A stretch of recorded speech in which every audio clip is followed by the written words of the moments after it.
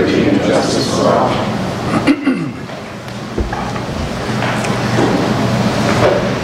First, I'd like to welcome the new interim city manager, Mr. Ed Schudel, who's been on board. How long, Ed? It'll be 2 weeks tomorrow. So 2 weeks. So he's fully invested in the position on an interim basis, and going to help us at least for the next several months, or maybe longer. Next, we'll adopt the agenda. Are there any changes, Ed? No changes to the agenda. You have some information in front of you, however, related to what's on the agenda. I'll accept the motion then to approve the agenda. I move that we approve the agenda as published. Second. All in favor? Aye. We've approved the agenda. Next is the open forum. It's an opportunity for residents to address the council on any subject that's not on the current agenda. Does anybody wish to address the council? Seeing none, there will be no open forum. Next, visitors presentation. We're going to recognize one of Victoria's finest. Mr. Mayor, Fire Chief Andrew Hager is here to make a special presentation. All right, thank you. Good evening, Mayor and Council. Tonight we're here to recognize Gary Sones for 30 years of service to the City of Victoria and its citizens. Gary retired in March of this year. Gary joined the fire department in 1984, and his commitment to the department is evident immediately. He served several positions within the department, including captain, training officer, assistant chief, and ultimately fire chief. Gary held that position for 9 years, stepping down in 2002. So tonight, as part of recognizing Gary, we'd also like to recognize his family who's in the audience with us tonight. His mother, Nancy, wife, Jean, daughters, Chrissy and Megan. This is not possible without their support and commitment to the organization as well. So thank you to you as well for backing Gary on 30 long years. So there's many functions that these folks miss out on and sacrifice in order for Gary to give service to the city. So our entire department has benefited from serving with Gary. He's been a great mentor and a leader, and I think one of his greatest leadership examples is he would always step back and mentor that next person coming into the role. So when Gary stepped down from the chief position, he stepped down to the assistant chief and made sure that the next person coming up in that position was able to take that position on, and Gary gave him the full support and backing. So I think that's his greatest trait as a leader that the department will really miss. So that's something I think that's been invaluable to the department, to help some of these new people coming into these positions, that even though he stepped away as chief in 2002, he was always there to help new people coming up. So Justin, will you bring him up, please? And Gary, could you step forward? We have 2 plaques for Gary tonight.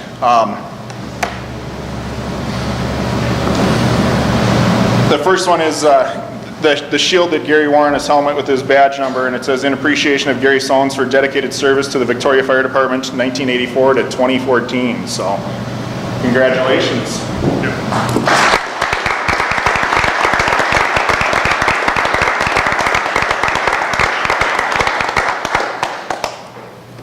And then the next one says, "In appreciation for Gary Sones for 9 years as dedicated service as a fire chief," and that's the fire chief shield on there as well. So, congrats on that as well.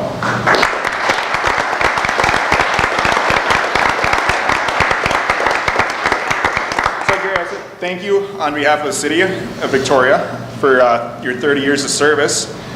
And the last thing I would like is Jean, Gary's wife, to come up and pin the retired badge on his shirt. On my shirt.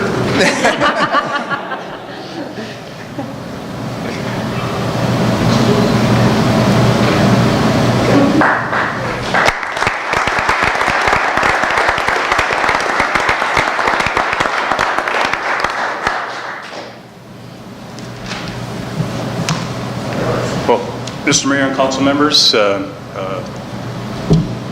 for some time now I've been looking forward to this, and it's just another chapter in life that I'm closing and moving on to bigger and better things. That's what I keep telling my wife anyway.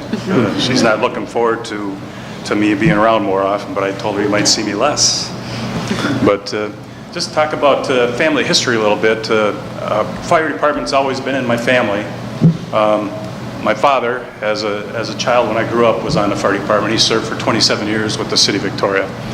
And so I have some great memories about that I'll be talking about. Also, my grandfather was a local barber back in the early 1900s and was one of the members that helped start the fire department back in 1913.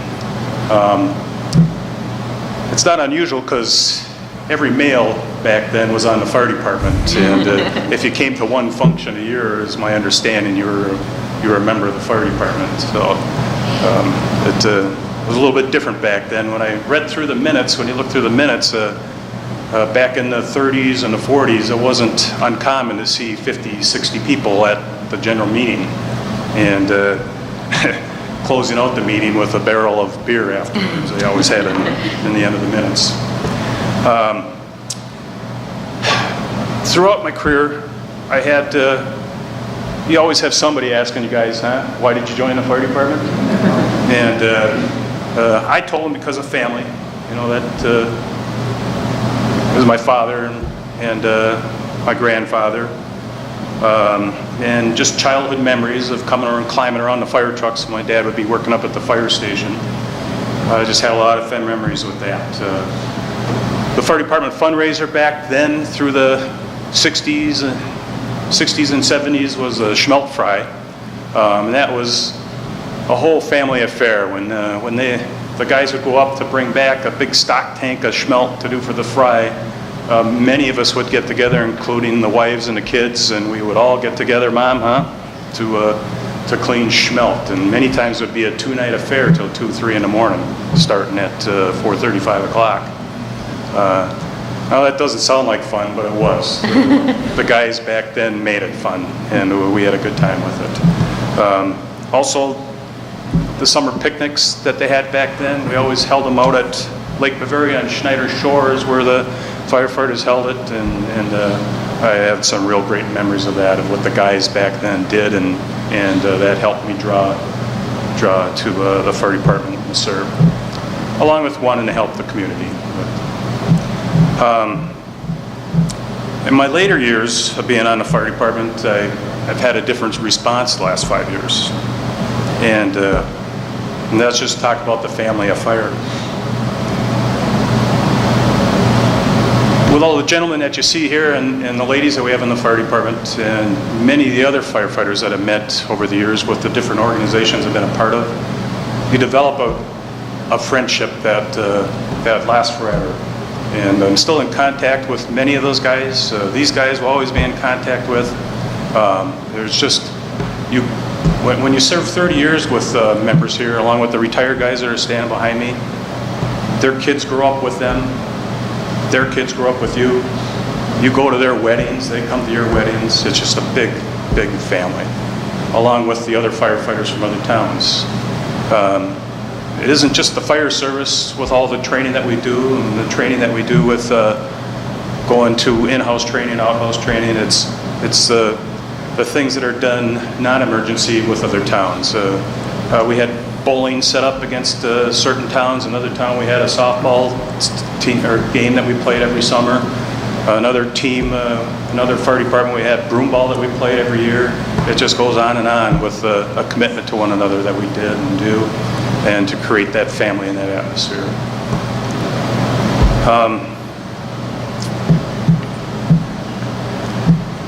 The most positive experience I had with a fire call was back in the late 80s. I don't remember exactly when, but I got in on being able to deliver a baby.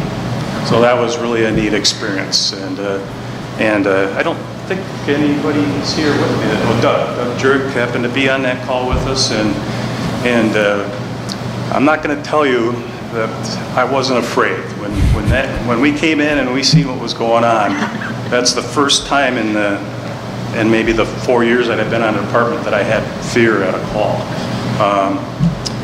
We were sure happy when the paramedics came right as the baby was ready to deliver, that Scott Gerber, one of the paramedics we know real well, jumped in and took control, but we got to help out on that, so it was a great experience.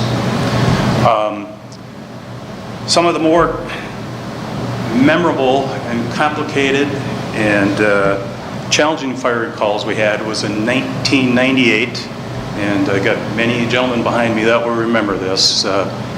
We had the storms of the spring of 1998.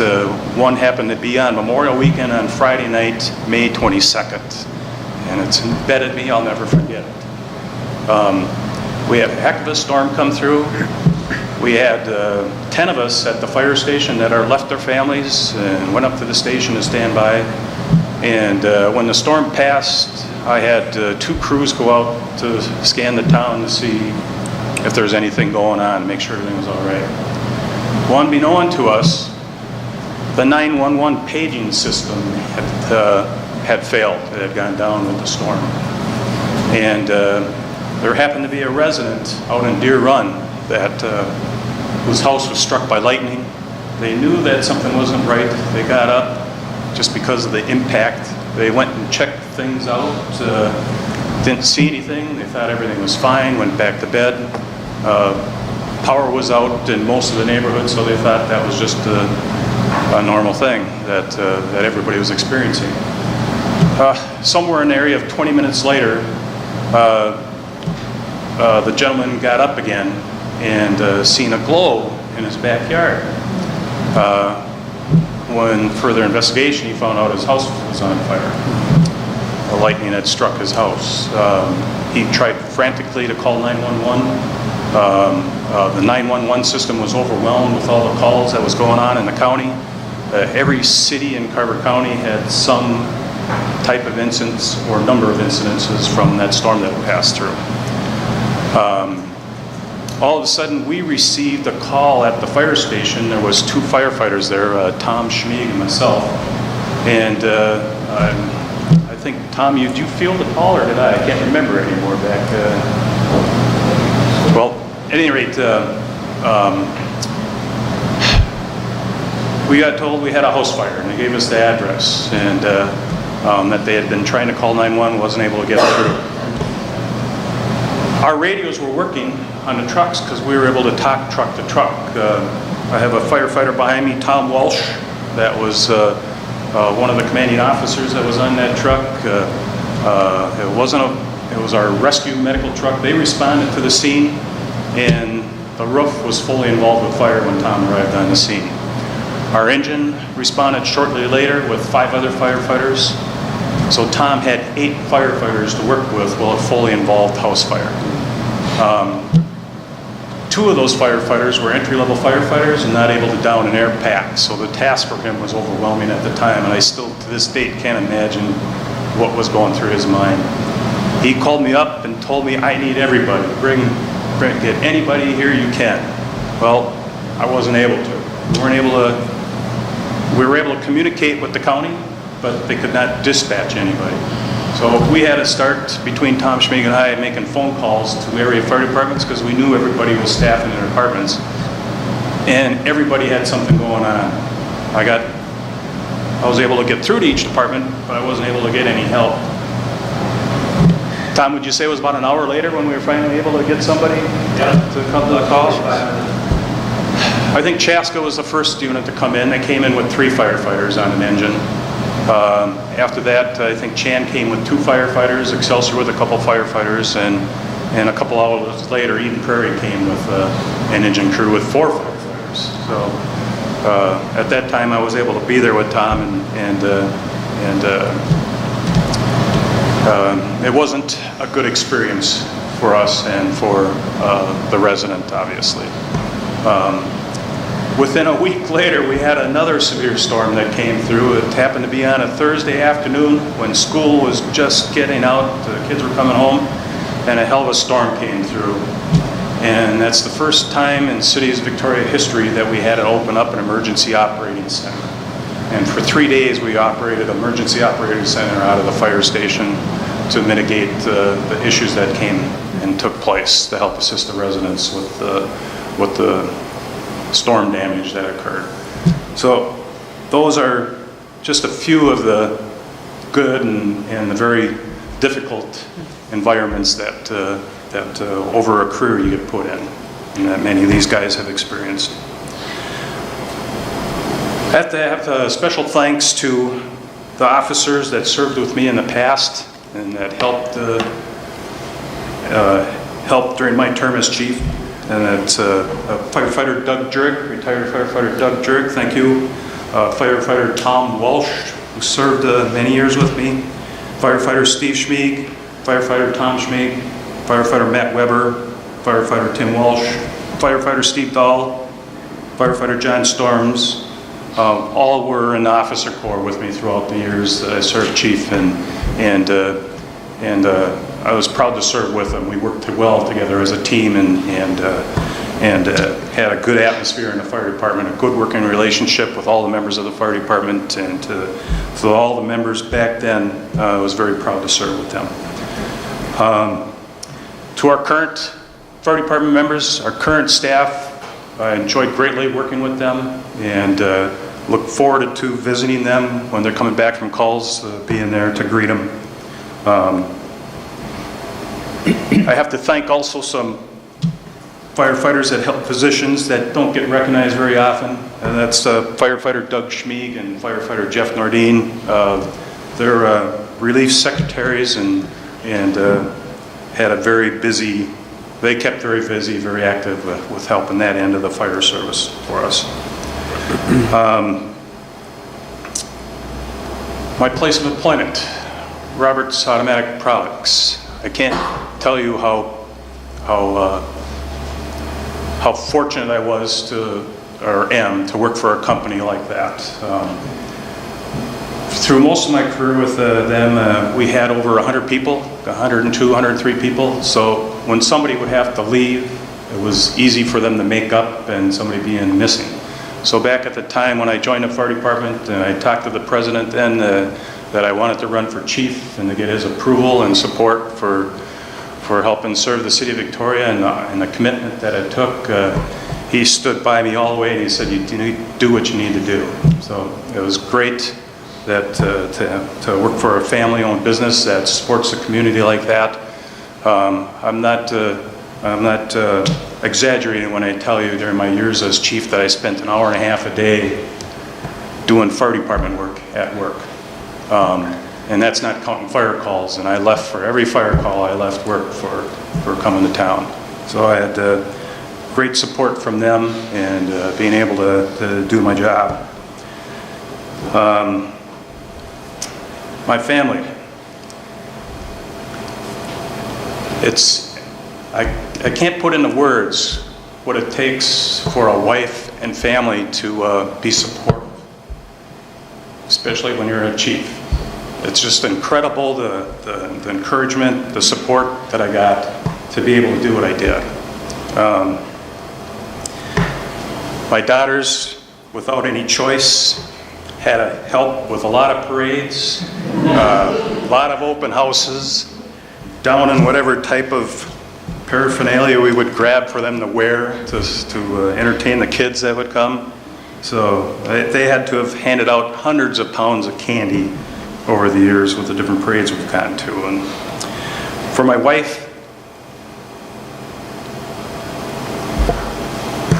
if your wife is involved with the fire department, as many of the wives that are standing behind me, their husbands here, it's just incredible the time and commitment and extra things that they have to do because of your absence when the pager goes. I can't tell you how many times I got out of some school event or some fundraiser for the school for the daughters where the pager conveniently went off that I could go and take care of a fire call rather than going and working at some fundraiser. And that just goes on in whatever walks of life you want to talk about, whether it's at holidays or birthday parties or just sitting there relaxing with your wife and the pager goes off. Severe weather. I never was home during severe weather. When those storms hit, my wife was at home by herself with the kids to take care of things and pick up the pieces. Back in '98, when that big storm came through and we had the emergency operating center, our place, got hit pretty hard. I was not there. My wife had to handle that with the kids. Fortunately, I had family she was able to get a hold of, and they came and helped out and was there to take my place. So special thanks to my wife. Thank you.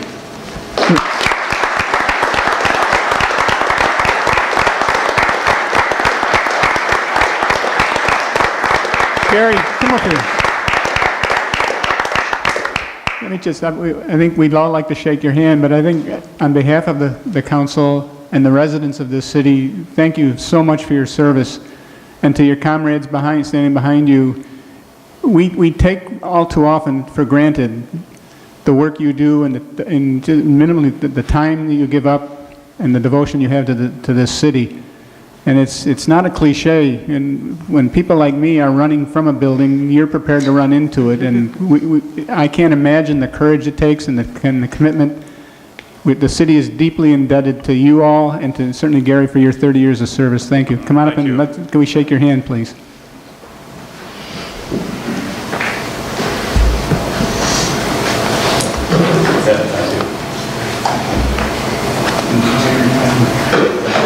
Congratulations. Thank you. Thank you. Congratulations. Congratulations.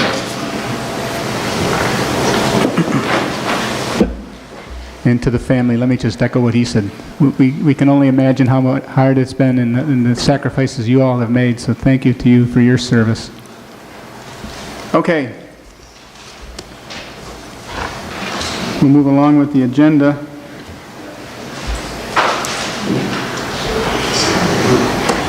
The next item is to approve the consent agenda. Unless there are any deletions, we'll approve the consent agenda, which will approve a number of items in one motion. Does anybody wish to remove anything from the consent agenda? I would like to remove the minutes of both the workshop and the last council meeting. Minutes and minutes. Anyone else?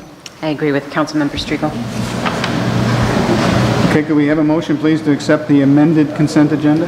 I move we accept the amended consent agenda. Second. All in favor? Aye. We've approved the amended consent agenda. Tom, you want to know the minutes of the workshop, July 14th? Thank you, Tom. I think Lonnie may have something to say as well. On page 3 of the workshop minutes, there's a discussion around how the land, this was potential sale of the 13.5 acres, and the quote in the minutes says, Councilmember Striegel stated that the council should ensure that if the parcel is to be split, the 2.5 acres only has one possible use. And my comment was actually the opposite of that, is that I didn't want to split it and end up with a little piece of land that could only possibly be used for one thing. It would make it very difficult to be used. So Where was it one time? It's second to last paragraph on page 3. It starts off Councilmember Crowley, Okay. and the last sentence in there. You got that change? Council, my comment was that council should not allow a split that results in a small parcel with only one possible use. It would be too difficult to find that one possible user. Well said. Did you have Do you have anything anything else on that one, Lonnie? Not on the workshop, no. Okay, on the meeting minutes? Also page 3, and in that it was more of an omission than a correction. In the discussion, second to last paragraph, the discussion about the fee schedule that we voted on last meeting, the quote is that I stated, I'm a fan of pay for what you use, and it's not costing the city, if it's not costing the city more, then the fees should go up to compensate. That was half of the comment. The other half was that the general fund budget should be reduced by an offsetting amount, that we're not just going to increase the overall levy, but we're just more going to assign the revenue, instead of as a general property tax increase, we'll reduce that to compensate for the increased fee revenue. Okay. Anything else? That was all I had. And then I I just wanted to note, it says on that same component in the middle there, the first motion, it says, after the motion was seconded, it says, with all members voting in favor, the motion carried, but it said there was 3 ayes and 1 nay. So not all members voted in favor, or everyone voted in favor and we have the count wrong. So As I recall, it was 3 to 1. Correct. it just needs to be corrected. Right. Well, let's take these individually. Can I have a motion, please, to accept the amended minutes for the city council workshop? So moved. Second. All in favor? Aye. Have a motion to accept the amended minutes for the city council meeting? So moved. Second. All in favor? Aye. Aye. We've approved the amended minutes for the council. Thank you.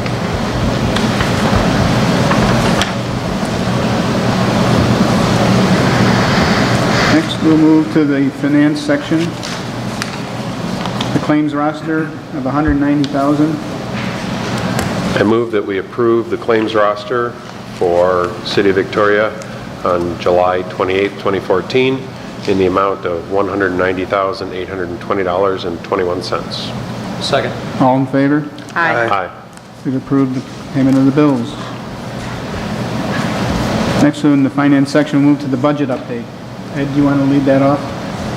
Well, Mr. Mayor, members of the council, the Finance Committee met last week and came up with some recommendations to the council regarding a number of things, and at the time the budget was given as an update, and Kelly was at that meeting, and she has a few comments to make. Kelly? Good evening, Mayor and Council. I just wanted to provide a brief update on where we're at with the budget so far this year. As Ed mentioned, the Finance Committee met and reviewed the current budget. There have been some changes to the current draft budget based on what happened at the last council meeting with the building permit fee increase and just some other changes. Just to touch on some of those changes, we did increase the number of new home permits that we're projecting each year. We're going from 75 to 90. We also looked at doing a further allocation of particularly the finance department, how we break that out among the different funds. We had been keeping that in the general fund, but when we looked at how much time was spent at the recreation center, we did an allocation for that. Also for 2015, the city will not be required to make a contribution for the firefighters' pension. You may recall at the beginning of the year, we switched over to the state pension fund, and each year they will let us know if there is a required contribution. For 2015, there is not a required contribution, but I do have one penciled in for 2016. And then another thing that was changed was looking at the long-term street maintenance fund. We have been transferring $150,000 a year to that fund, and that was bumped up to $300,000 in 2016. And that's given the amount of overlays we have programmed starting in 2016. We have another chunk coming due in 2018. So the goal is to have enough in that fund so that when we have the overlays come due, we have the funds to pay for those.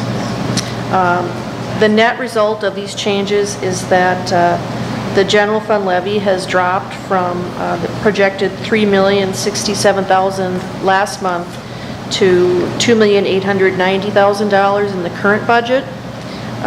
For comparison, this is $3,000 higher than the levy for this year. So it's essentially a flat levy.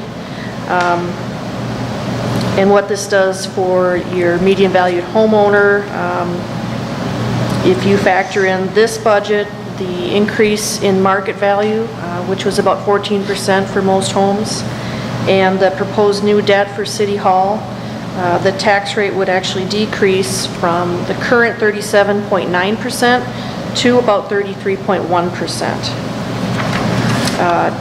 As far as an impact on a homeowner, the median valued homeowner would see their taxes rise about $15, up to $1,141.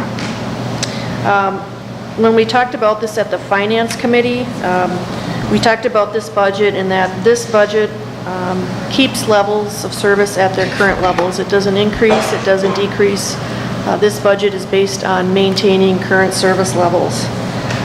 The Finance Committee asked that staff begin to talk to other staff members about possible service enhancements, maybe look at some other things such as including a full-time fire chief, talking about additional police coverage, services, improvement in snow plowing.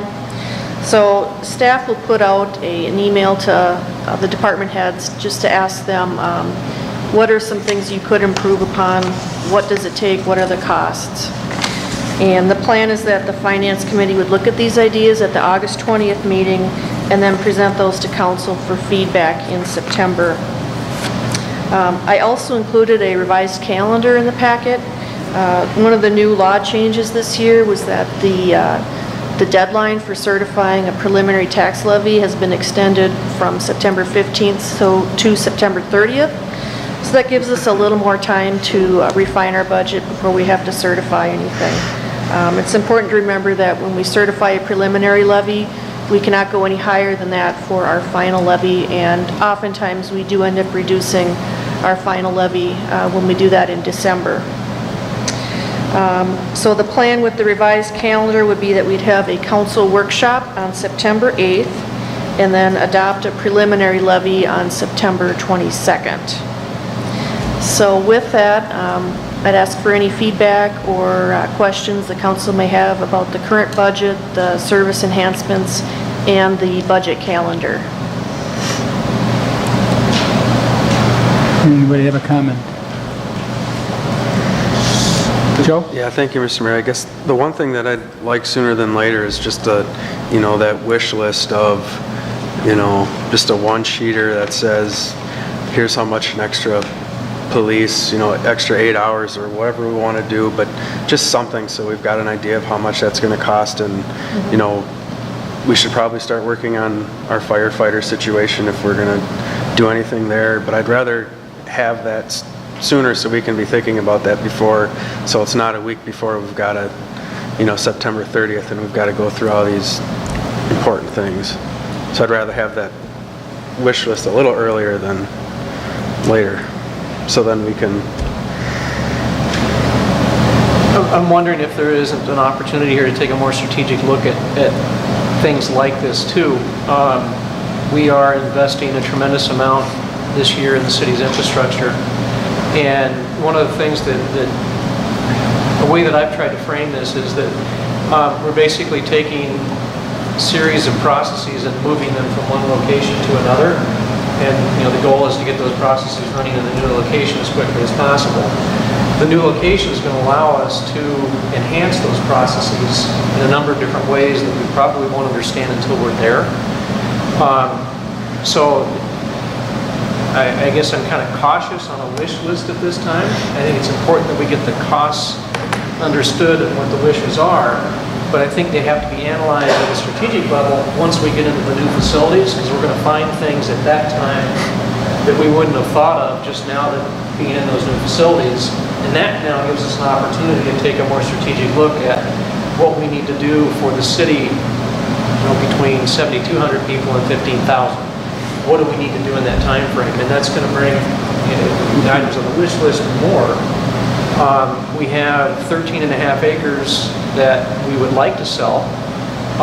We have what appears to be a very strong plan in place to manage the debt that we're adding. I see an opportunity to take money that comes potentially from the sale of that land and start investing it now back into processes and people.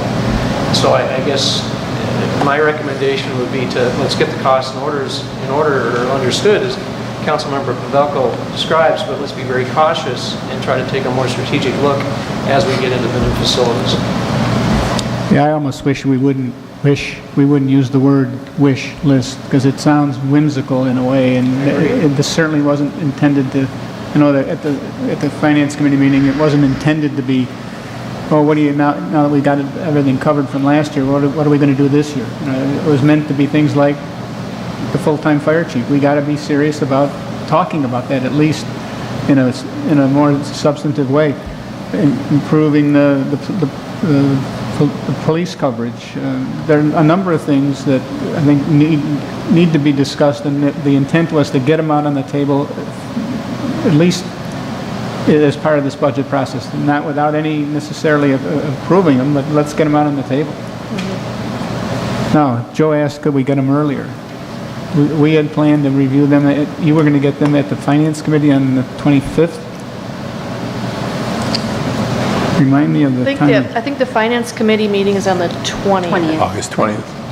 The 20th. So I could provide an update at the next council meeting of what those items are, or I could send a list to council of what those items are.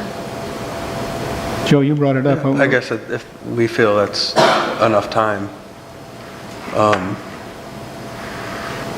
I guess if I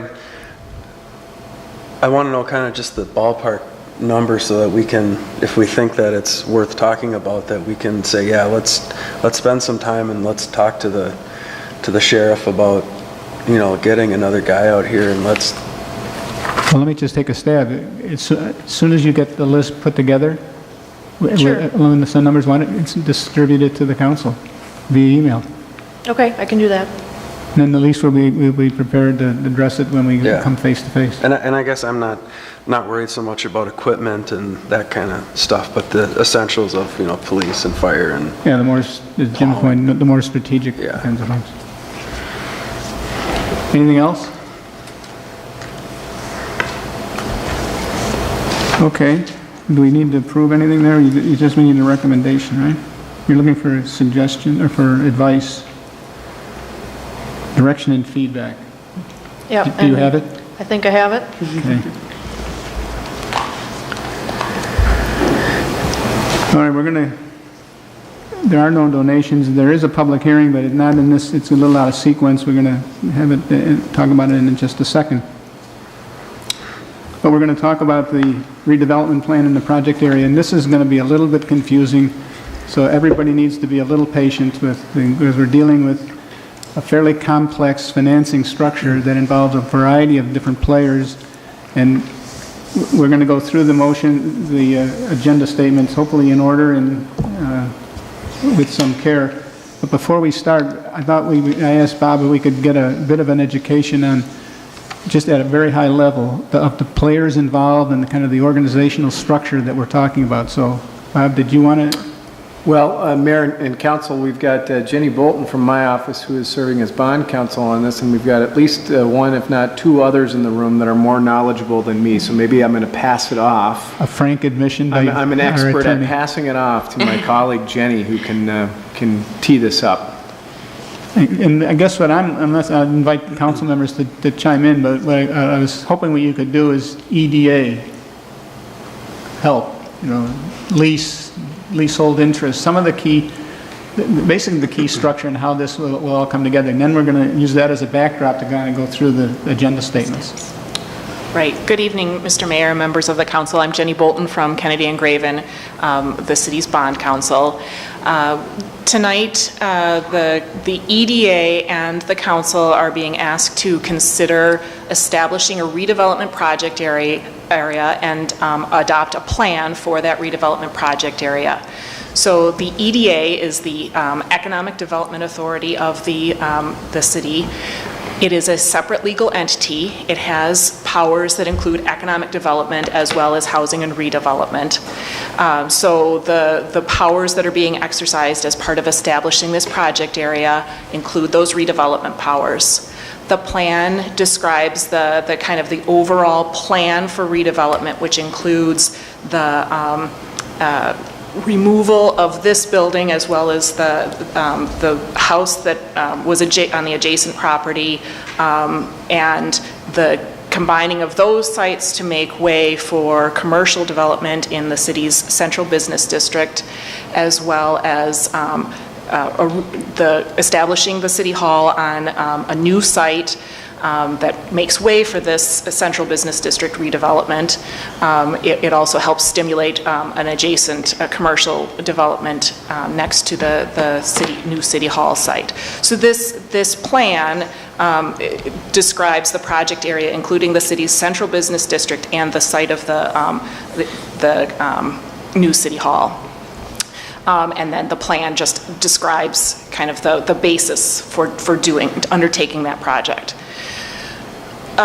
Establishing that project area it opens the door for exercising a number of the Economic Development Authority's redevelopment powers, and those powers include issuing bonds for those purposes and acquiring property and levying taxes and, undertaking quite a number of powers, demolishing obsolete buildings.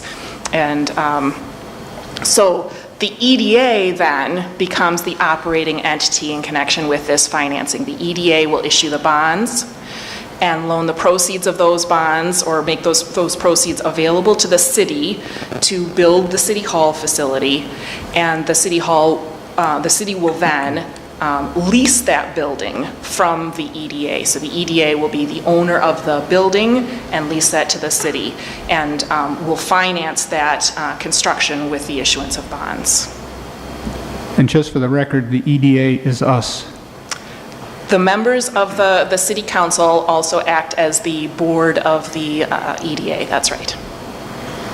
Joe? 2 questions. So does the EDA only own the building, or does the city actually deed over the property to right. the EDA? In this case, the EDA will lease the land from the city. So the city owns the site of the City Hall, will ground lease that to the EDA.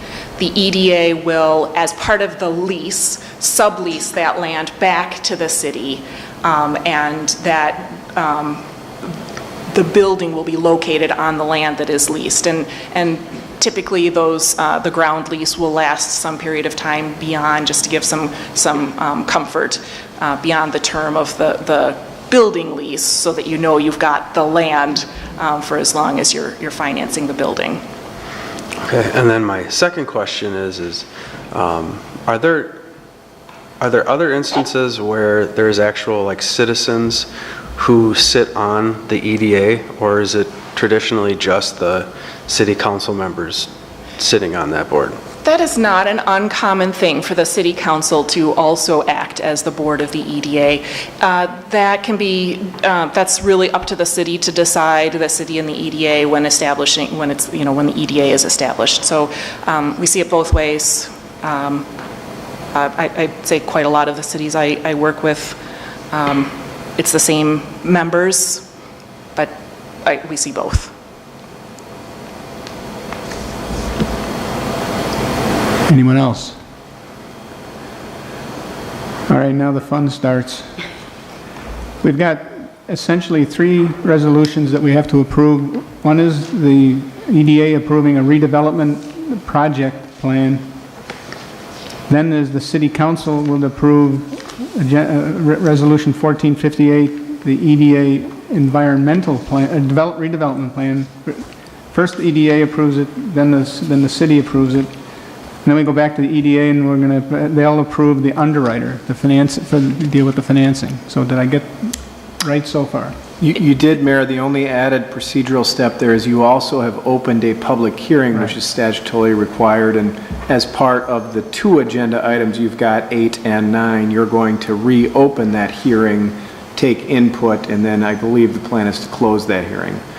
And as far as order, you've got it mapped out, the order, but I think prior to opening the hearing, the plan is to take action on 14-57, right, sitting as the EDA. You are sitting now as the City Council, so you would recess the City Council and open as the EDA to act on that resolution. So can I have a motion, please, to recess the City Council? So before we do, I just want to make ask for one other clarification.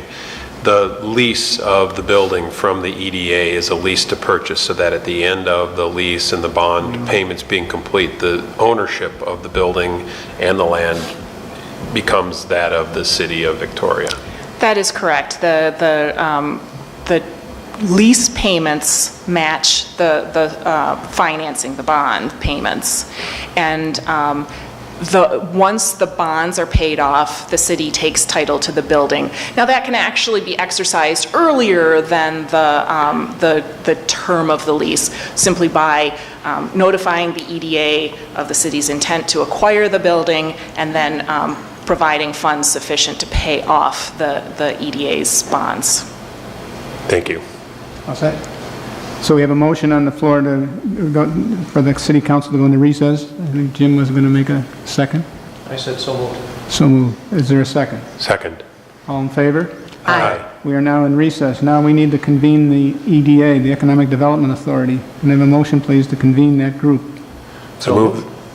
Second. All in favor? Aye. We have now convened the EDA, and we're going to evaluate the agenda statement involving Resolution 14-57, the Downtown Redevelopment Project, and hopefully end up with an approval of that resolution. Questions, comments? I guess I'll ask one question, and I think I may have asked this before, but all the other properties that are inside of that boundary, do they get any, anything special other than being inside of the boundary on paper? Could we, by approving this, you know, like we've got a new, possibly a new grocery store coming in, and it looks like that's inside of that boundary, could we, by doing this, do something special for them, or what does this allow us in the future besides just the city-owned property? Right, so the redevelopment project area does lay the groundwork for exercising a number of the EDA's powers. It is the basis, for example, of establishing a tax increment financing district. You need, that is one of the options for establishing a TIF district. You need some underlying district in which to establish the TIF district. So that would be one example of something that could be done. The redevelopment project area, also one of the powers under the statute, is the exercise of powers by state public bodies, which includes city and other governmental entities, and would provide the authority for making loans for economic development purposes or redevelopment purposes. So yes, this does lay the groundwork for exercising other powers that you might choose to undertake in the future. I believe that there are one, if not more, TIF districts already covered within this plan area. How are those affected by the establishment of a redevelopment district? Those TIF districts are not affected by this. You can have multiple layers of municipal development districts and redevelopment project areas. You cannot establish two TIF districts in the same location. So if you were to have a parcel that is already in a TIF district, you would have to remove it from the old TIF district and establish a new one, or you'd work with the authority that exists for the existing TIF district. But there's no direct impact simply by establishing a redevelopment project area in the same place. That raises a, I'm sorry. No, it's fine. I was going It to raises a question, what is the status of the TIF district for formerly Fresh Seasons? Do we know? Right now, that TIF district just has the one parcel in it, the site where Fresh Seasons was. We did have some conversations with the owner of that parcel about receiving tax increment, and at the time, our attorneys advised that they were in default, and so we have not paid out increment from that. So we're kind of in a holding pattern, pending a possible new grocery store coming into place. Okay, thank you. Any other comments or questions? Well, then I'll make a motion to approve Resolution 1457, resolution approving the downtown redevelopment project. Second. Any further discussion? All in favor? Aye. Opposed? We've approved Resolution 1457. That was the EDA acting. Now we're going to close the EDA meeting. Can I have a motion, please, to close the EDA session? So moved. Mayor, it may be more convenient just to recess the EDA, because I think you're going to jump back into the EDA here for, am I wrong about that? Yes, you're going to jump back in for 14-59. So a motion to recess the EDA, and then we can come back to it. Thank you, Bob. I'll withdraw my previous motion and make a motion that we recess the EDA. Second. All in favor? Aye. The EDA is recessed. Now we're going to reconvene the city council to consider the redevelopment plan of the EDA. I have a motion, please, to reconvene the city council. I move we reconvene the city council. Second. All in favor? Aye. We are reconvened. Now we're going to, Reopen? I'm sorry? Reopen the public hearing? Well, we're going to, first, is there any discussion on Resolution 1458? And then we'll open the public meeting. Mr. Mayor, I think we might have to hold the public hearing before we consider the resolution. Why didn't I listen to Lonnie in the first place? All right, then can we open the public hearing, please? Can I have a motion? So moved. Second. All in favor? Aye. Public hearing is now open. Anyone wishing to address the council on this open hearing, please step forward. Seeing none, have a motion to close the public hearing. I move we close the public hearing. Second. All in favor? Aye. We've closed the public hearing. Now we're going to evaluate Resolution 1458, approving hopefully the CDA, the EDA project redevelopment plan. I move we approve resolution number 14-58, a resolution approving the redevelopment plan for the downtown redevelopment project proposed by the Economic Development Authority of the City of Victoria, Minnesota. Second. Any further discussion? All in favor? Aye. We've approved Resolution 1458. Bob, is that all we need to do now? Well, Mayor, now I believe you've moved on to what is the council agenda item number 9, the Economic Development Authority, and I think at this point you would reopen the recessed EDA meeting and take whatever input we're going to give on the selection of underwriter. So reopening that meeting would be the next step. So we reopen the meeting that Do we need to recess city council first? We're being very procedurally precise here, but yes, that is probably right. You should recess the council meeting and reopen the EDA. I move that we recess the council meeting. Second. All in favor? Aye. Aye. The council meeting is recessed. We are now going, I'll make a motion that we reconvene the EDA. Second. all in favor? Aye. We've reconvened the EDA to approve discuss and hopefully approve the underwriter for the bonds, Resolution 1459. Is there anything else we need to discuss on the negotiated sale? I mean, you want to give a little bit of Sure. a pitch? I did prepare an agenda statement and a number of documents for the RFP for the selection of underwriter, and then discuss the negotiation of the negotiated sale of the bonds. Rusty Fifield from Northland Securities is here. He's our financial advisor. He'll be available to answer any questions, and I think I'll have him present the results of the RFP. In the agenda statement I prepared, I talked a little bit about the use of a competitive versus a negotiated sale process. Staff talked with Northland Securities about this, and some other industry professionals, and decided that a negotiated sale process would be the route to go. There are some benefits to a negotiated sale. One of those is that when it comes time to price the bonds, you are not stuck with one certain date. That is a bond sale date. You have a little bit of flexibility if there are some hiccups in the market.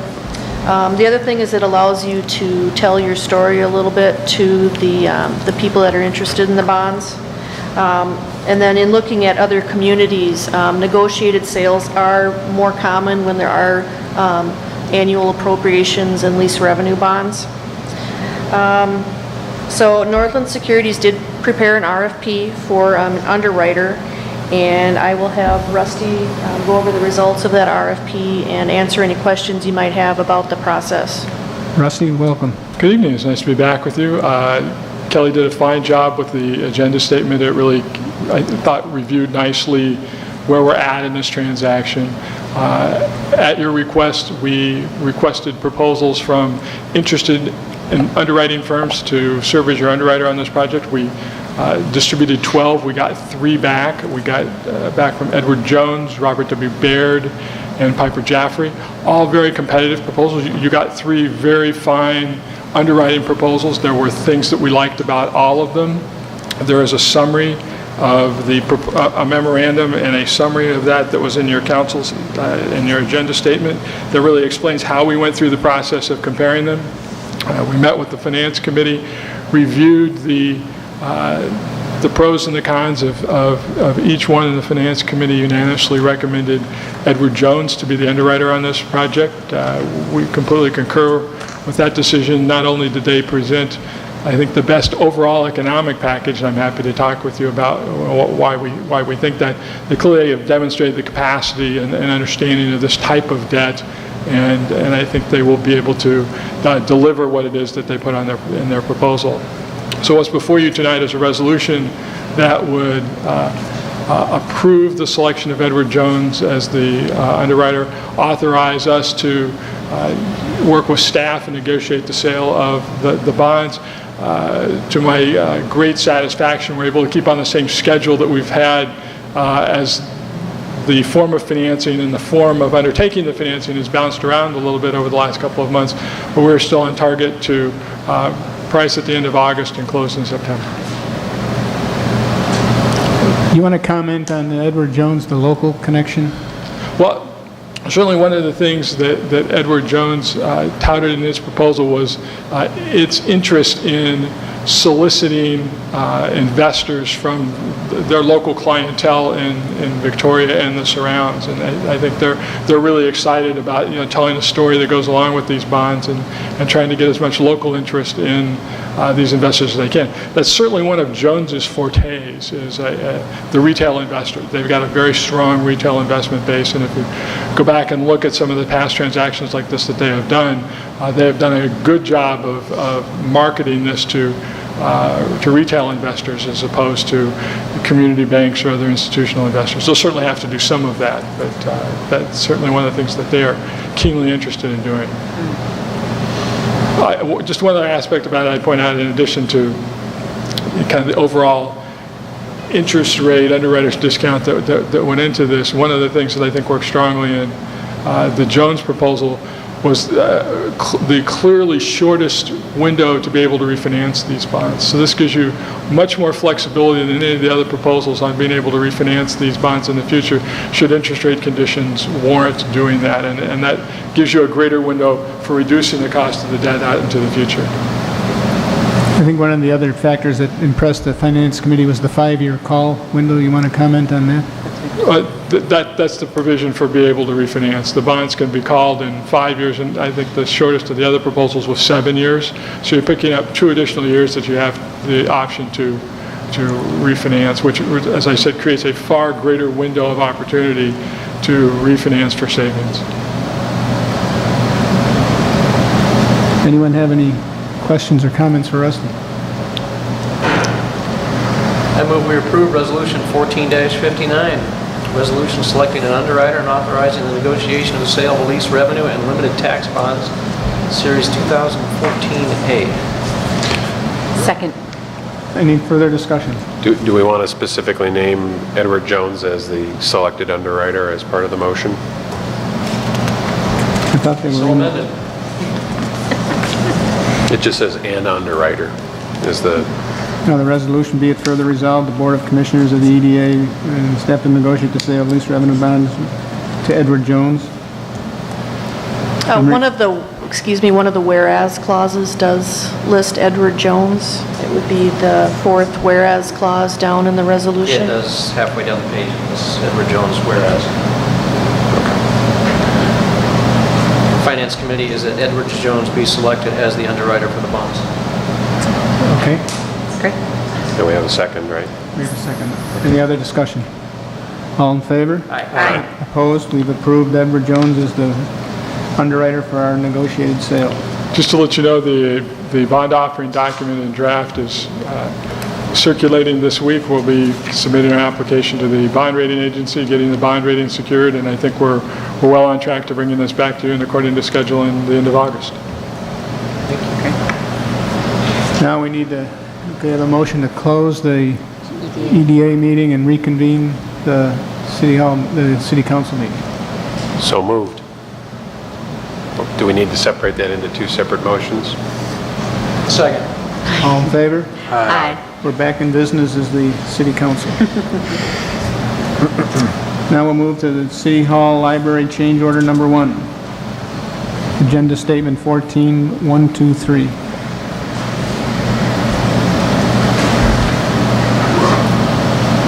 Good evening, Mayor and Council. The next item on the agenda is a change order, our first change order for the City Hall and Library project. Typically, for most of our infrastructure projects, we'll put these items like change orders and pay requests on the consent agenda, but for these two building projects, we're going to be presenting these things under unfinished business, so we have an opportunity to update the council on the projects when we have an item on the agenda. So this is the first change order. It's for some modifications to include some toilet accessories and a bike rack and a flagpole.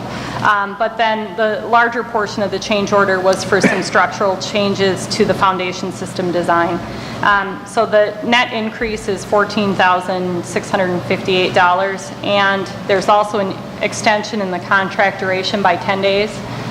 We talked about it at a previous meeting, but the project was a little bit slow to get off the ground with some weather impacts and some permitting impacts, so the contractor requested an extension of 10 days, which our construction manager recommended we approve. What's going on the site right now, they just were finishing up the under slab utilities, so the sewer and water and other mechanical facilities that are underneath the foundation. What should be happening next is erection of the steel columns, so that'll be exciting, I think, when we get to start to see things going up. When should that happen about? As of last week, it was scheduled to happen the end of this week, but there was some testing that needed to happen to a storm sewer line that the roof leaders are connected into, so that was Thursday, so the schedule may be slightly different as of today. I didn't get a chance to talk with our construction manager today. Overall, though, we do have an updated project schedule that reflects what we had talked about at the last council meeting, where we were still on track for our anticipated move-in date between Christmas and New Year's. I've been in contact with the library, too, to keep them up to date on what the impacts are to the schedule. So in terms of the impact of this change order on the budget, we do have for both buildings about $200,000 in contingency that we set aside to handle things such as this that would come up during the project. So with that, I would answer any questions. Otherwise, we recommend approval of change order number 1. Make a motion that we approve change order number 1, thereby increasing the contract amount by $14,658 to a total contract amount of $1,244,158 and extending the contract by 10 days. Second. All in favor? Aye. Opposed? We approve change order number 1. Carrie, you want to continue on with Public Works? Sure. The next agenda item is the Public Works Facility Utility Extension Project. So just by way of background, there is probably $600,000 plus or minus worth of additional work in the overall project budget that staff was subsequently working on aside from just awarding the building projects for the contractors. So examples of that included utility extensions to the site, furniture purchasing for the buildings, low voltage wiring for both buildings, security systems for both buildings, so equipment for the Public Works building. So over the course of the next couple of months, those different contract awards for those different project elements are going to be coming forward to the City Council. So those were all included in the overall project budget. So as these different items come in, Ann and I are tracking them then against what was budgeted to see how we're doing to make sure we're continuing to stay within budget. So the first one to come in was solicitation of bids for extending sewer and water to the site. So in front of you, you have an award letter from me on city letterhead with our bid results. We opened bids today for extending sewer and water to the site. 3 bids were received, and the low bid was from Widmer Construction LLC in an amount of $164,244.56. So our recommendation is going to be to award a contract to the lowest responsible bidder, which would be Widmer Construction, for their total bid of $164,244.56. This item, relative to itself, did come in higher than we had originally anticipated, because when we first were looking at this project site, we hoped to be able to extend sanitary sewer from immediately across the street. So there's homes across the street, and in the back of their homes, there's sanitary sewer, which would be at sufficient depth to serve this property. We would have needed to acquire some additional easement from those folks in order to access the sewer. One of them had some concerns about a lot of landscaping. They had done a whole lot of landscaping back there and really just weren't interested in giving us access to bring a backhoe in and rip up all their newly planted landscaping. So we went to our next location for extending city sewer, which is from the Madeline Creek neighborhood. So water comes from right across the street because it's in the right-of-way, and sewer would be coming down from the Madeline Creek neighborhood. Impact on the budget? We're still okay. So this was an increase over what we had, but we've already identified cost savings in our line item for furniture at the Public Works building. So we've reduced that because we're going to reuse furniture that we have here, so we were able to reduce that line item. You know, could I ask maybe some combination of Kelly and/or you and/or Ann come back with a cost profile at the maybe the next council meeting? Yeah, I was kind of struggling with at what point. So I have our master spreadsheet that you've all seen a couple of different times. I certainly, with each of these, could put whatever our best information is the day we have it up there, based on talking to the different staff people with where they are with obtaining quotes. Last time you saw this number, we were about 35,000 under 5 million. Today, we're 15,000 under 5 million, but I think we're probably a little high in a couple of other items, but people haven't gotten quotes for all that work yet, so they don't want me to reduce their number until they get some more quotes. But Well, maybe bring some paper at the next meeting, and let's have a more detailed discussion. Certainly. Carol, what was the approximate cost difference in moving the sewer from the landscaping versus down the street? I don't have a fair answer for that, because the other thing that happened was the bids are higher than I was speculating they would be. It seems the contractors are increasing their prices for this size of a project compared to what I was estimating. I guess I'd just be curious to understand the increase in cost versus the cost of the landscaping. Well, it's the cost of easement acquisition and I mean, that whole thing, yes. Having just been through the easement acquisition process on the Wasserman Trunk Utility Improvement Project, you need a willing seller before you can go there. But I certainly could get back to you with what the construction cost difference was between those two routes. Thank you. Within the $5 million budget, how much is contingency at this point? I think as the project progresses, we've been gradually reducing that as some of the variables. So we have $200,000 in construction contingency, which is what our construction manager was recommending we hold on to. The rest are all budgeted items, but some things we really didn't necessarily have a very good ability to estimate. An example would be the low voltage estimate. We have what I would call a guesstimate for low voltage, but once we obtain those quotes or bids, those will probably be bids based on the dollar amount, then we'll be able to firm that number up. But none of those other numbers necessarily had contingency in it. It was just staff's best determination of what we thought they might cost. So is that contingency amount where overages where they get placed? A construction contingency is really specifically targeted. That dollar amount is targeted to the 2 building projects, and Our construction manager for these types of projects recommended we hold on to a 6% contingency. I've had infrastructure projects with the city where we've gone down to 3%, where we felt we had a really good handle on site conditions. But then I had other projects where we held it higher because we had a lot of unknowns. So that was his recommendation for these two types of projects of what would be an appropriate contingency. How about the design contingency? Is that? That's gone. That went away once we opened bids. Okay, so we really only have the one then? Correct. Okay.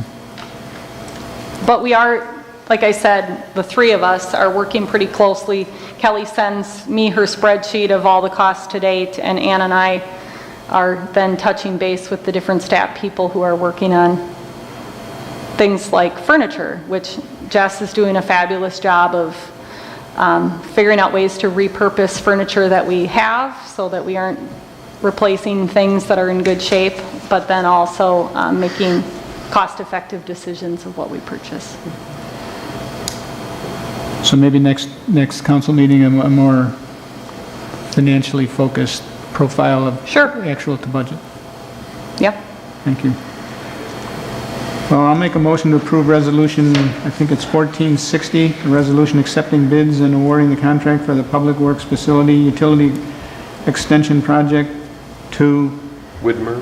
Widmer Construction in the amount of $164,244.56. Second.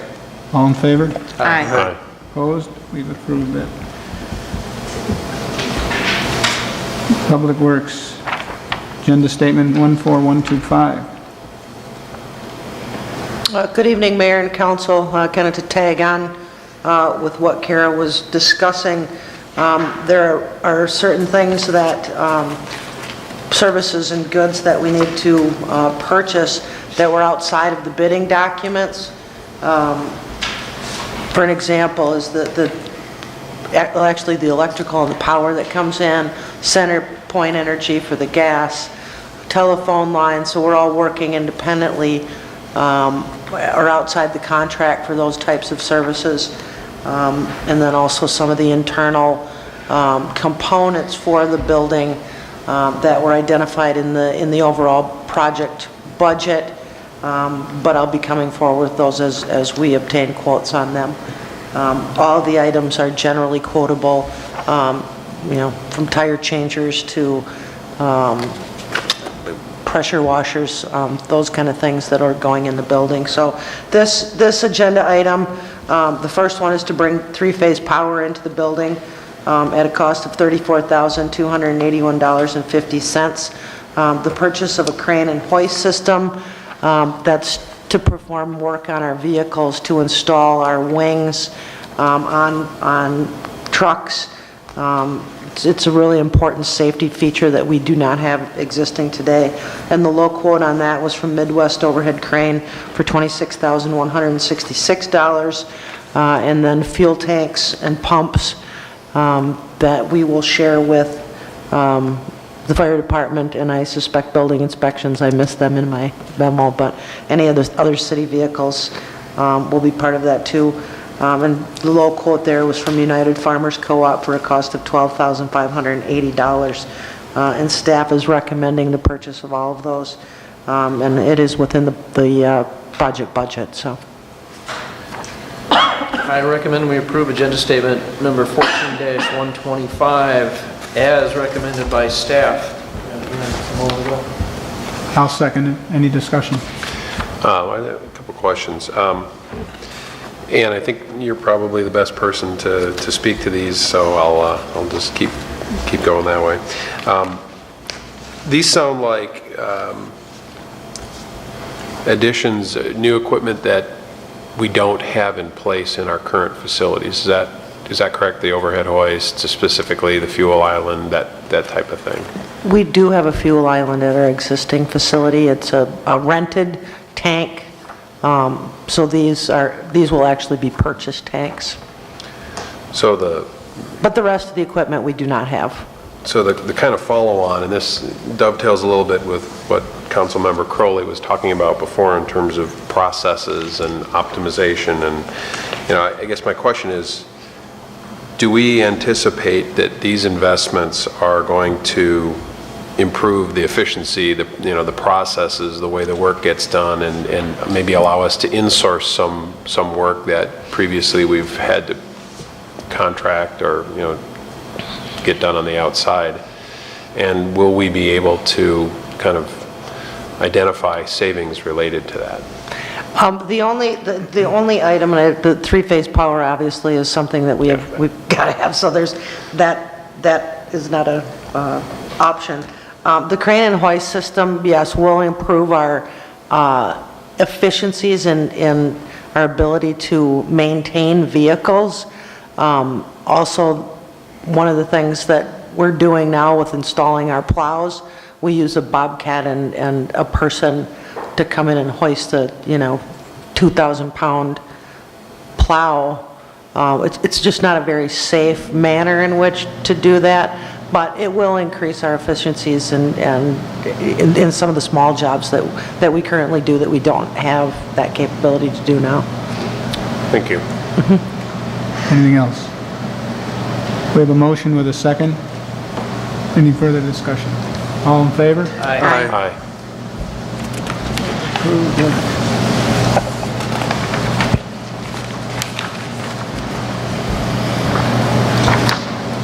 Vacation of the drainage and utility easement. Good evening, Mayor and Council. I'm going to play Community Development Director tonight. Our Holly Kraft prepared this agenda item before she left, so this is specifically for a vacation of an existing drainage and utility easement located at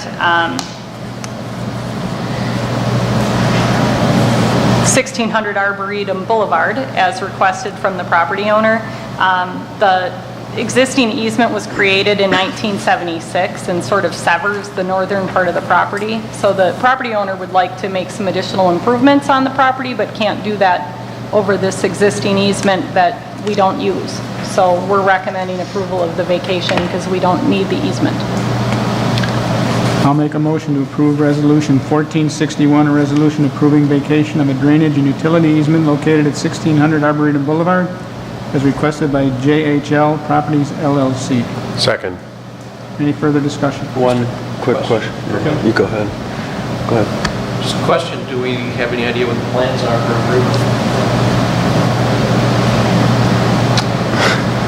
It said What do you parking, wanna do? wasn't it parking lot? I think it's improvements? parking improvements. Just parking? I think that's the current plan, is what I recall.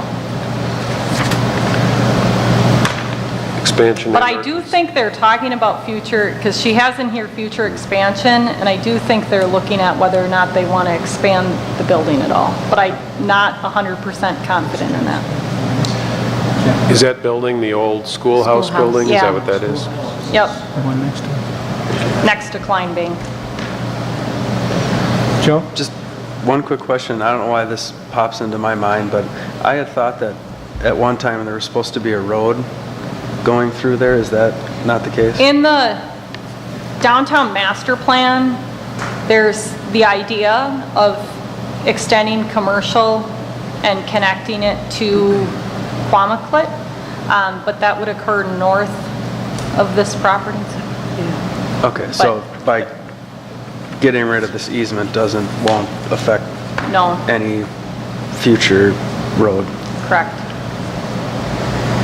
We have a motion and a second. All in favor? Aye. Opposed? We've approved the vacation of the easement. Portable generator. Ann?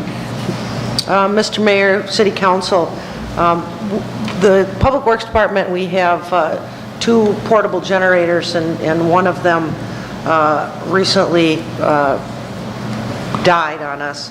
And we did have this generator in the 2015 CIP. It's 15 years old, and it has struggled to produce at capacity for the last couple of years. So we went out and got estimates on repairs for the generator, and the cost to repair it came in a little over $19,000. So we decided to take a look at the cost of a new one, and those costs came in at about $30,000. The generators are used mostly for lift station maintenance. We have 16 lift stations out there. Most all of them have some sort of capacity, whether it's from a half an hour up to 24 hours. But we've got a couple that, when the power goes out, which has over the past several years, we average about 15 power outages a year, where we need to bring the portable generators to a couple different, 2 to 4 different lift stations in order to keep those lift stations from backing up into people's homes. The one on Rolling Acres Road, which is lift station 5, is connected to the Mount Olivet Church and also the group home, which has significant flow in it. Based on capacity, we've got about a half an hour to an hour before we have to have a generator to that station because it fills up so quickly. So that's one location where we really have to almost maintain a generator. We can run from that to another lift station, pump it up, then we've got to come right back to lift station 5 in order to take care of it. Our lift station number 1 is in the Zumbra neighborhood. That has 51 homes hooked up to it, and that's got about a 2 to 4 hour capacity, again, depending on the flow. With the rains this spring, which were horrific everywhere, that lift station was filling in from I&I, so we had to keep a generator on that basically round the clock for an entire weekend in order to keep that from backing up into people's homes. And then lift station 3 and 4, which are up in the Bay Cliff and Bayview neighborhoods, they're hooked up to about 38 homes. And lift station 3 dumps into 4, so we've got to go pump lift station 4, and then we've got to pump lift station 3 into 4 as part of our entire operation process to maintain sewage from backing up into those homes too. So based on the estimate to repair the generator and to purchase a new, staff is recommending that we just proceed to buy a generator this year and not put it on the CIP for 2015 in anticipation that we won't have anything else programmed in 2015. So with that, I'd be happy to answer any questions. Questions? Somebody want to make a motion? I move that we approve the purchase of a new 54 kilowatt portable generator from Titan Energy Systems at a cost of $30,000. I'll second that. Any further discussion? All in favor? Aye. Opposed? And purchase the generator. Dump truck. Mr. Mayor, council members, the 2014 CIP included the purchase of a 5-ton dump truck for Public Works.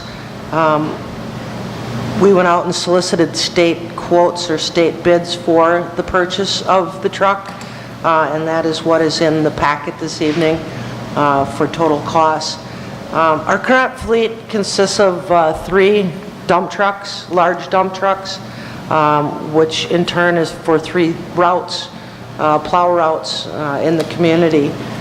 We last purchased a dump truck back in 2006, which was 8 years ago, and we did have a 15-year-old dump truck last year that we decided to make improvements on rather than trade that one in hopes that as we continue to grow as a community, we would be able to add a 4th plow route and bring some additional efficiencies to the operation. The dump truck would have new technology on it that would allow for salt distribution much more accurately based on the road temperatures, the weather conditions, so we reduce our salt use with those trucks. One of our vehicles already has it, and we use about 1/3 less salt than one of the other dump trucks that does not have that control of the salt. The other thing that we would hope to do, last year we had several events where we had guys that were out in that anywhere from 12 to 18 hour range based on the snow conditions, vehicles being broke down, and so our hopes is to, by adding another route with another operator next year, we'd save about 200 hours of time, regular and overtime, by adding that fourth route. One area that we have given over basically having Chanhassen plow is Tristan Heights neighborhood. This year, they have billed us about $7,000 a year for their services, so we would end up taking that back as well as part of our additional route. The equipment also is capable of, or has a brine tank on it, which when we go out and salt, the brine tank wets the salt before it gets out onto the road, so it reduces the bouncing. It eliminates the salt from running into ditches. So it really reduces the amount of, we talk a lot about stormwater too, about that salt getting into our waterways and into ponds. And as we're seeing and starting to do some testing on ponds, salt is one of the largest factors or numbers that we're seeing in the testing of those ponds. So the brine actually keeps that, or attempts to keep the salt on the road, so it stops it from bouncing out by, they're saying anywhere from 15 to 20% that it reduces the amount of salt that is ending up in the environment. One of the problems, as we're seeing with the increase in developments over the past several years, we've added about 10, 11 miles of streets just in the last couple of years. And we have been already pushing our limit with developments. Our 3 routes actually don't cover a couple of the neighborhoods. Lake Bridge is one of them. Auburn is one of them. They're kind of the outskirts of town. So when all 3 drivers are done, they all end up meeting out in the Lake Bridge area in Auburn in order to get that neighborhood plowed. So we're out last in that area. So the hope is with the addition of, we've got all of Wasserman, Rap City North, Laketown 8th, Ambergate, I know there's more. We continue to add streets, and we're already at pushing our, lane miles per route significantly out there. So, as we're continuing to move along, our goal is to maintain or try to improve upon our ability to meet the needs of the community. So, and you said you do Lake Bridge, I don't know if you said last, but you do everything else, and then you go, what time if it starts snowing at 3 and there's accumulation, about when do you get to Lake Bridge? Depending on the snowfall, nothing is a given. We could be out there at 9 o'clock in the morning before we can make it out there. It depends on the snow. I'm sure they're thrilled. Yes, and when we get 8 inches, 10 inches, it could be 10, 11, noon before we're out there. And is there a required head count to operate this truck as well, or will existing staff be able to man it? The budget for 2015 includes the addition of another full-time employee. So we would utilize one of our existing staff now to operate that vehicle, and then be able to add staff in some of those other areas that, the parking lots, the downtown, sidewalks, trails. As we continue to grow, those continue to go up too. The amount of parking lots and trails continue to grow too. So. In this process, I think, with the addition of the new streets, and I think there's some challenging areas in terms of tight spaces, et cetera. Was the type of equipment, kind of looked at and analyzed to see if something different than what we have should be added as an additional vehicle?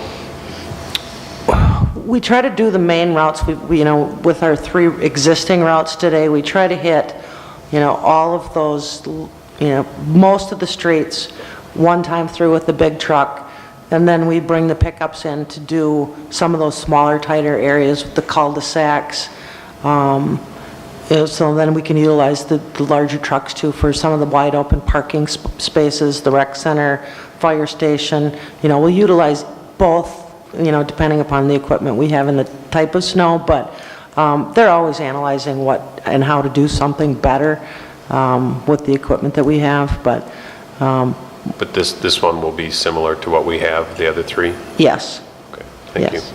Just curious, I noticed that one of the specifications is that the transmission has a power takeoff. And so, I'm way out of my league here, but just an idea. Any chance that can be used to drive the sewer pump? Yes. Drive the sewer pump. So the generator you can drive. Oh, got it. And you also hook that up to drive a pump. And would that help out in that manner? That's a good question. I'd have to look into that. Okay, that might be interesting to find out. And then related to that, or related to the overall purchase, if you look at the most significant snow event for this year, how long did it take to clear the streets? And then what do you project, how much would that be shortened by the addition of this truck? I believe that the largest event we had this year was when we had guys out for 18 hours. It was a continual snow event. And again, without, we had many different factors. We're short people. One of the trucks went down. So then we've got another guy in trying to fix it. So there was a lot of variables that happened with that event. But I would hope that we, at a minimum, you could reduce it by 2 to 4 hours. Did you say you got to, was that the event you talked about getting to Lake Ridge in the middle of the morning, or? We struggled getting anywhere that day. I mean, we'd plow and we'd have to go back and do the same route over for, I think it was a good 4 times that weekend, so. It was just one of those events. And I'm thinking back to my previous question on the power takeoff, and now I'm thinking maybe that is actually more important than just an idea. If that is something that's possible and it's not a significant expense, I don't know if we need to understand that before reviewing this and have it included, or what do you recommend, Dan? As far as then utilizing this and replacing a generator? Well, I don't know about replacing the generator, just, is there a benefit of having that added now, if that is a capability, versus do we need to wait 2 weeks and have that estimated to look at, or how do we go about understanding that, and what's the optimal way to acquire it if there is such a capability? I think we can just get in touch with the company. Do you need to wait on this, or can that be added? It could be added, yeah. I mean, we can get prices on it. We've been working on this truck for a number of months, because it's a 6-month, by the time you order it and get it, it's about a 6-month period of time. So we've been, looking at every attachment, at every piece of equipment that goes on the truck, and have been trying to reduce and cut things that we don't need. So it is a fairly simple process, but I can get that, and it won't stop or it won't slow up the process time. You'd expect to have this truck for the next snow season? We'd be looking at a delivery date of December, January by the... So close. Yeah. I also note that in the agenda statement that if we don't order by the end of July, we expect the price to go up by somewhere between $3,600 and $9,000. Yes. Today's the 28th. Yes. Somebody want to make a motion? I move we approve agenda statement number 14-28, approving the purchase of a new snowplow and truck. And I lost it here. In the amount of $181? That's what I'm looking for, thank you. In the amount of $181,516. Second. Any further discussion? All in favor? Aye. Aye. Opposed? We got our 4th truck on order. The gym floor, Ann? Just all kinds of good news this evening, aren't I?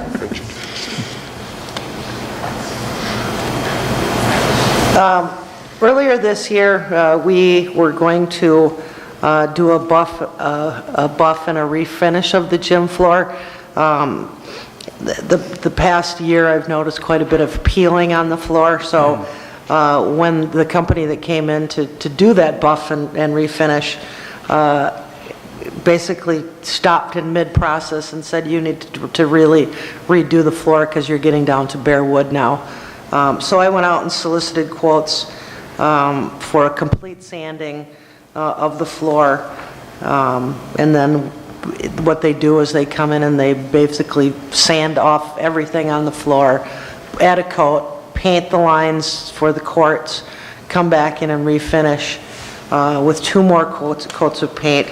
And it takes about a month to complete this process. So I was hoping that we could do it in July when it was fairly slow at the rec center and take about a week to do. So unfortunately, based on the news that I've gotten from our refinisher, we're looking at significantly more money, and then also closing the gym for a month in September. We didn't have anything major scheduled right now. I'm looking at the school district to maybe help us with some of our programs if we move forward with this. But it really needs to be done before the next big season comes in. So, it's just been one of those things where you try to keep the, not do all the maintenance that you probably should be doing on an annual basis to not spend that kind of money. But, the floor is over 10 years old now, and I think based on my knowledge, we've only had it done one other time before, so now we're running into a little bit bigger issue. So I did go out and get quotes from Athletic Performance Solutions and also FLR Sanders. Athletic Performance Solutions maintains Holy Family's gym, and have gotten some positive comments from them regarding their work and maintenance on the floor. So with that, I am recommending that we move forward with Athletic Performance Solutions to refinish the gym floor at a cost of $18,900. This year, we did have $10,000 in the budget for refinishing, so we've got about $8,900 left that we need to find money from, but we did hold off on purchasing fitness equipment this year for about 6 months, so we saved a fairly significant amount of money there that will cover that cost. So with that, I'd be happy to answer any questions. No questions, but just a comment that I think I appreciate the sensitivity of the budget and looking for places to trade to make those payments rather than just increasing the budget. And with that, I'll make a motion that we approve agenda statement number 14-129, accepting the proposal from Athletic Performance Solutions to refinish the gym floor at the Recreation Center at a cost of $18,900. Second. All in favor? Aye. We've approved the resurfacing of the floor. City manager profile. Thank you, sir. Let's see, Richard Furzman. Thank you. Thank you.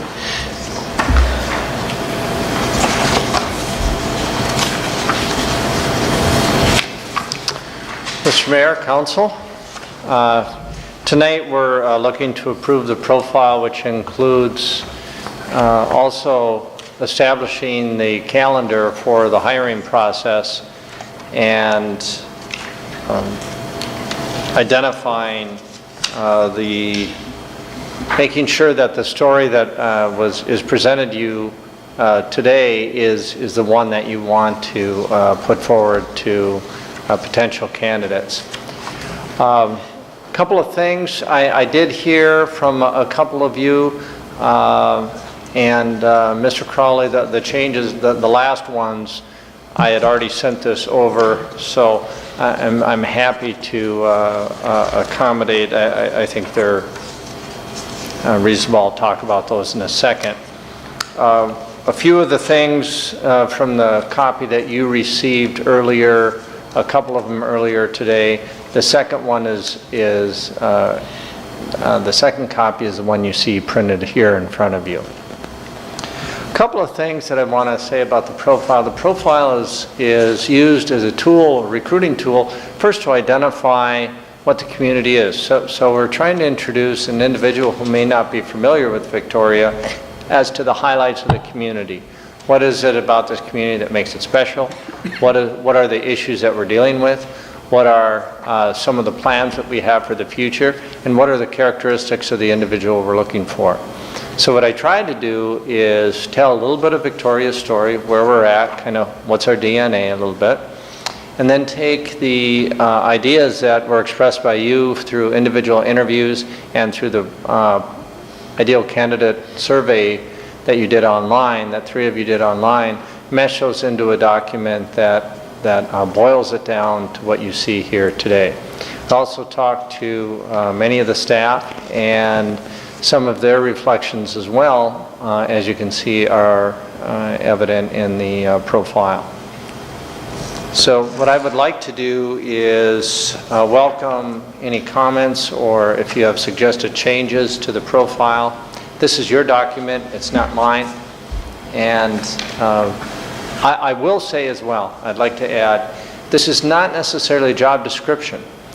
The job description will be attached to this, and you do have a city manager description that was updated in April of 2013. I used part of that language.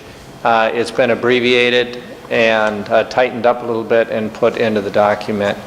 But I'm not going to put the entire job description in here, but rather have that as an attachment, so when people take a look at it, they can go to the job description and see more detail information on that. On the first page, what I talk about is a brief introduction to the community and to what the type of city manager we're looking for. It was apparent that we're looking for someone who's strong, visionary, and personable.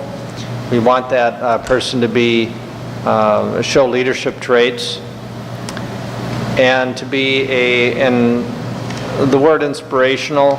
I've heard potentially a different word, motivational. A motivational team builder who can develop people and manage upwards. And what I did was take language from the council and put it into that description. I described the Victoria leadership, that's you sitting at the table, as being fiscally conservative, but also strategic. I really tried to make a point that you're looking to the future of the community and trying to develop the community in the best way possible, but still maintaining that fiscal responsibility. So that's really what the first page is about. Any questions on that? Okay. Second page, describing the community as primarily bedroom with some, obviously with some commercial. That the community has been growing primarily because of the amenities that exist here. Talk a little bit about the school system and the 3 school districts that serve the community. A lot of attention put into the parks and recreation, because if I learned anything about this community, that really is the soul of the community. You really are connected to nature. It's a prominent feature everywhere you look here. The community seems to embrace it. It's full of young families that use it. Well, young and old alike, actually. And between the arboretum, the trails, the parks that are nearby, the regional parks, your city parks, it is a complete picture of the community as I could get. As far as the organization, I describe a little bit identify the council and the committees that make up our community, and the current projects that are underway, along with the role of the city manager and all that, is really to guide and direct the staff through the council directives. I talk about the organization's culture, being cross-functional. You are lean, and the environment is challenging. We expect a lot out of our staff. It's pretty stressed. And looking forward to a leader who can really build the team or bring the team together and prepare for the community's growth. The position responsibilities are taken pretty much from your job description for city manager. They've been abbreviated. Again, it'll be attached. The position priorities for the individual once they come have been identified as the completion of the City Hall and Public Works, continue with the organization review, and you have a lot of staffing organization type of reviews that are going on right now. You were talking again tonight about the fire chief. Is that going to go through cross-training, pay policies? Are you going to do pay for performance? You know, is that going to still be on the table when the person arrives? Some procedures. Building an effective team. Participate in a strategic planning retreat with the council, establishing priorities and a vision. Again, this came from the council. Become familiar with the development history and participate in the process for housing and commercial development. Develop a strategy for city-owned property. Develop a strategy and communications plan for trash hauling. And engage residents and get to know the community. That is something that was emphasized by a few of you, is that hoping that the manager would become a little bit more engaged with the community and also be identified as one of the faces of the community, and especially the business community.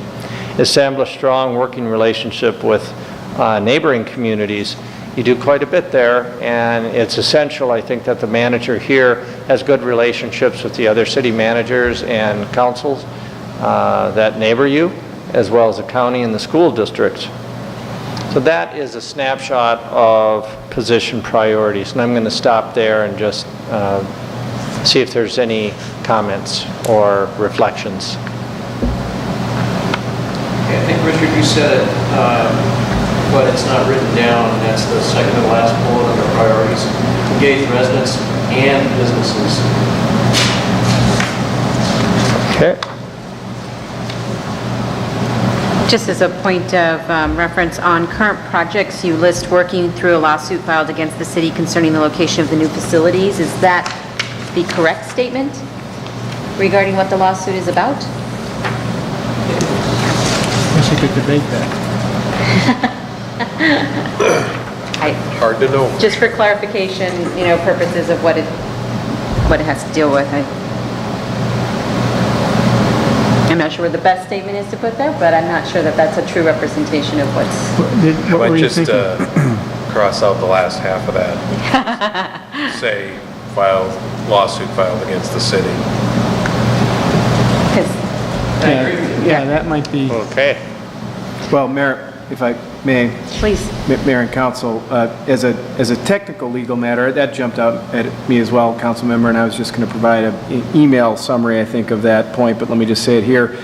Technically, the lawsuit does not name the city, so it's not a lawsuit against the city, and my understanding is the lawsuit that's been filed does not relate to specifically the location of the facilities. So they may be working through a lawsuit impacting the city or something like that would be more appropriate.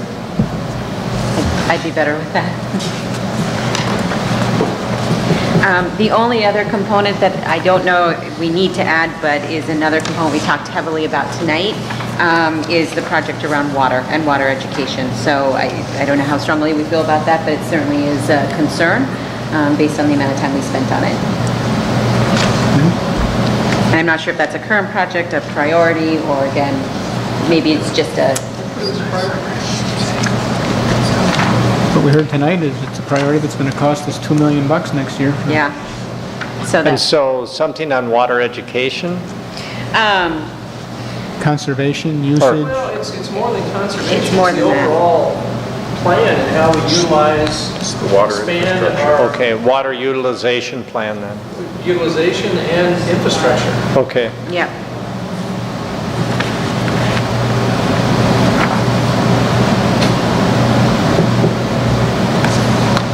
Otherwise, I don't think I have any other comments.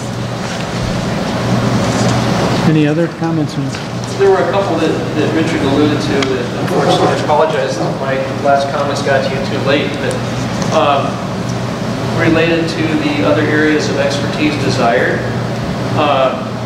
So experience with planning and zoning is one, experience with public financing techniques, understanding utilities, infrastructure repair and replacement, involvement in professional and community organizations. My thought was that I really don't want them to be desired. I almost see those as requirements. And maybe to soften that a little bit, you know, I would expect the person to have a working knowledge of planning and zoning, a working knowledge of public financing techniques, a working knowledge of utilities and infrastructure repair and replacement. And if we get the right leader, my expectation is they are involved in professional and community organizations. So you pass these on? Yeah. I guess I like the way you kind of reworded that. I think that the most important attributes are leadership and communication, setting goals and accountabilities. I don't know that I personally feel they need to be an expert at zoning and planning because you have a staff for that, and the same with finance. But a working knowledge, a working comfort with that would certainly be appropriate, with the exception of the involvement in professional and community organizations. I think that they are, on a day-to-day basis, this person will be kind of the face of the city to the residents, and I think they need to be a visible face and an active face. So you're agreeing? So what I would do then is actually take those bullets and actually put them under the other ones and just do a continuation of that bullet point for areas of strong emphasis include, and then include those bullets in that as one list. Sure.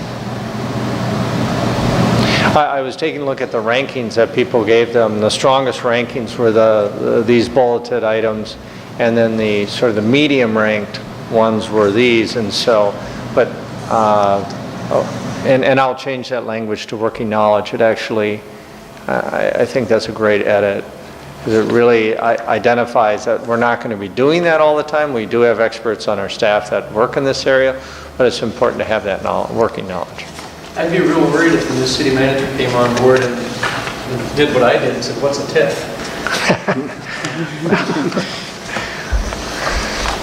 I'd be worried. I don't think he'd be for it. I don't think I'd be doing my job, yeah. If somebody gets to this point and is interviewing here and they ask... There'll be a number of questions to answer. So background experience and position requirements, this was a blend of your comments and again of the job description. That will be, again, one last time attached to the profile, so you're aware of that. A question on out-of-town candidates. I put a number in here just as a place setter. Oftentimes people, when they're applying for a position, it's nice to know with the council up front, because they'll ask me if they're currently residing in Oregon or someplace like that. If I come out, is the city going to reimburse my travel? Does out-of-town candidates include Maple Grove or Jordan? Or No. It's out of state, out of Well, if they're a significant metropolitan area? Yeah, if they're a significant drive where you're asking them to spend over a couple hours on the road, and they're going to be here for an interview, typically somebody from Moorhead would be out of town, somebody from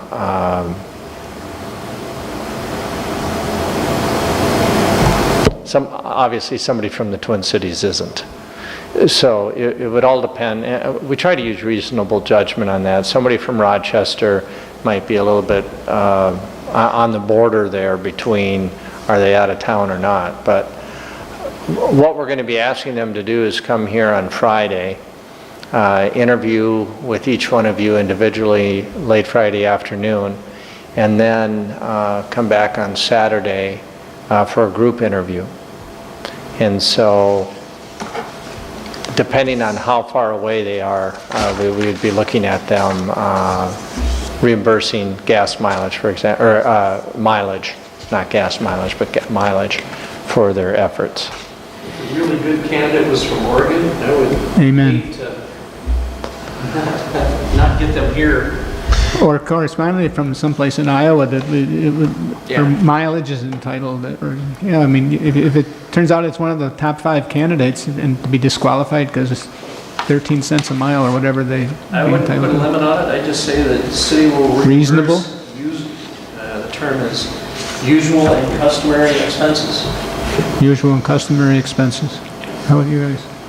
As long as there's language that's clear what that is, then I'm good with that. But I think the bigger question is, if we get this beautiful, perfect candidate from Oregon, is there any kind of relocation expense that we're thinking about? That number can get real big real fast. I just think that's something we have to consider with the candidate.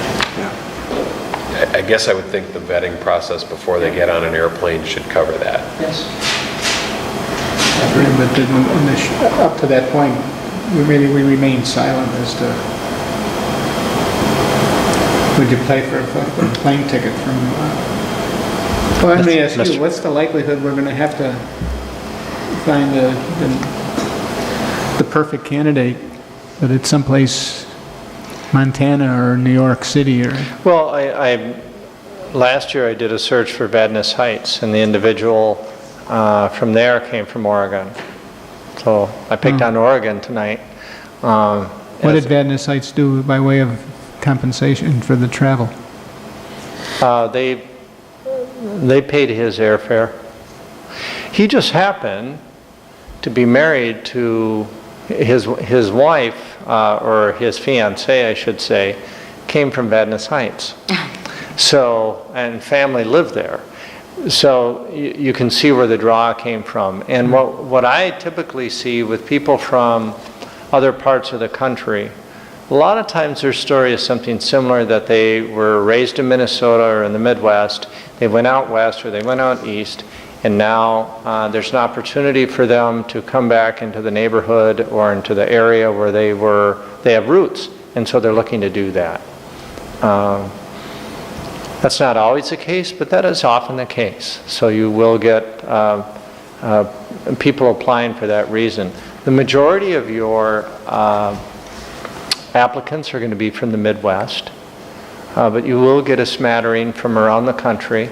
And if one particularly strong one comes up, I like to present them. I don't want to take a candidate out that just because of inconvenience, we don't want to talk to them. Vadnais Heights is thrilled with this individual, and he's doing a great job. So it was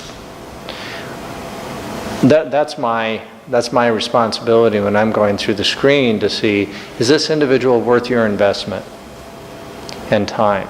And if I think they are, I will present them. If I don't think they are, I'm not going to waste your time. I just bought a round-trip ticket to Portland, Maine, and I think it was $700. And that's clear across the country to a small market. For the right person, I'd be prepared to at least, I'd want to discuss it with the 5 of us. Certainly. I'm not, concerned about the $700 in and of itself. I mean, we don't want to throw it around, but if a relocation package would be a condition of an applicant in order to take the position, wouldn't we want to know that? We'd have to consider it. As we get the candidates, I think that's one of the discussions we'd have to have before we agree to interview and move forward. Right. I mean, why spend $1,000 bringing them here if there's no chance there's a connection? Absolutely. And I'll tell you, it's rare that a candidate coming from out of state, unless they're young and their possession is a guitar and flip-flops. They are expecting some sort of a travel, or a moving allowance. It is pretty typical. I would say a good 95% of the contracts that I write, where people are moving a significant distance, have a moving allowance. Lake City just did theirs, and they did up to $10,000 for the individual to move from Colorado to Lake City, Minnesota. Is that a fairly typical number in your experience? No, that was high. I mean, typically it's around 5 to 7. But Mayor and Council, I think the important point is to understand that discussion doesn't typically, Richard will kick me if I'm wrong, but that's going to start at the point that you've designated a person as your preferred candidate. That's contract negotiation at that point. Right. Yes. And so it's unlikely, I think, probably not ever going to happen that a candidate is going to say, I will come out and interview, but only if at the end of the day, if you like me, you're going to pay me $10,000 to move. I mean, that negotiation isn't going to happen at that stage. Right. So. Makes sense. I won't kick you because he's It'd be a long exactly kick. right. No, you hit it right on the head. Because that is a delicate negotiation point, and it's something where as you get to meet the candidates and you are evaluating these individuals, you're going to be deciding in your head and as a group collectively, who's going to be the best representative for the city out of this group. And if this person is going to need a moving allowance, it's an investment I'm pretty sure you're going to want to make. I do understand you want to have this, I appreciate the fact that you're bringing it up right now, because it helps me also when I'm talking to the candidates, because once in a while, a candidate will ask me up front, if I accept this position, will there be moving, some type of a moving allowance factored into this? And I could have taken the attorney's words almost verbatim. I said that happens during the negotiation process. But it is a typical request. Anything else? The only other thing I noticed is you got salary range twice here, and it's blank. In the last page, there's a heading with salary range is blank, and then it's also listed under the announcement. Yeah, and under the salary range, it should be that amount that's listed in the announcement. Okay.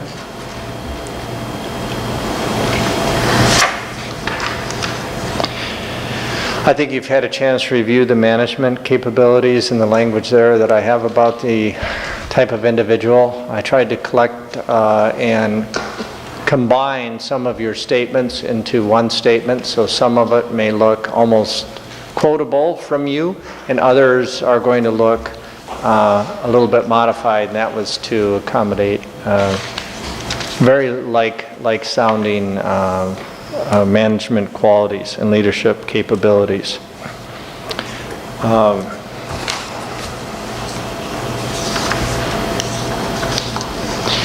You do realize this person, if I find them, is going to be, and it has all these leadership capabilities, they're probably going to be dead, because that's the only people that we ever talked to about them this nicely. But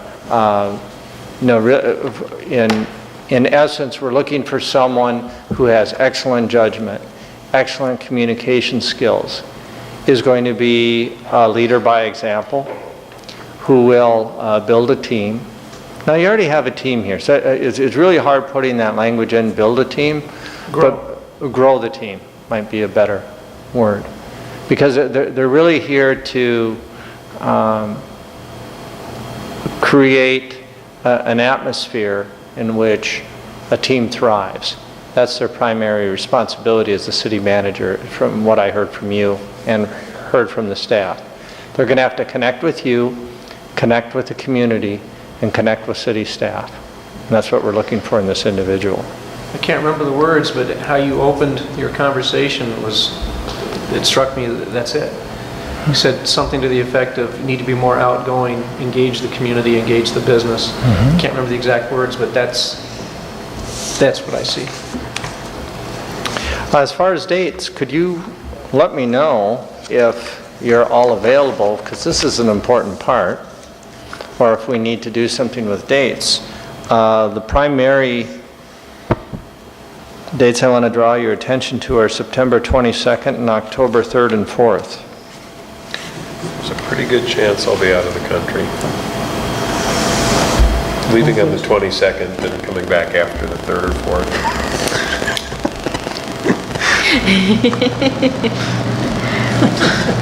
You're not controlling your schedule. It's in the planning stage right now, but that's... 22nd is actually probably going to be okay, but the 3rd and 4th is probably not. High likelihood it is not. It doesn't help to do the weekend before the 3rd and 4th then, because you're just as gone then as you would be on the 3rd and 4th. Okay. Well,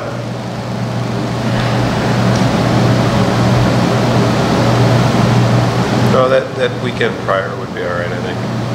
But that's 20 what? 26th of September? 926? Yeah, that would probably be all right. I'll confirm within the next day or so, but... Okay.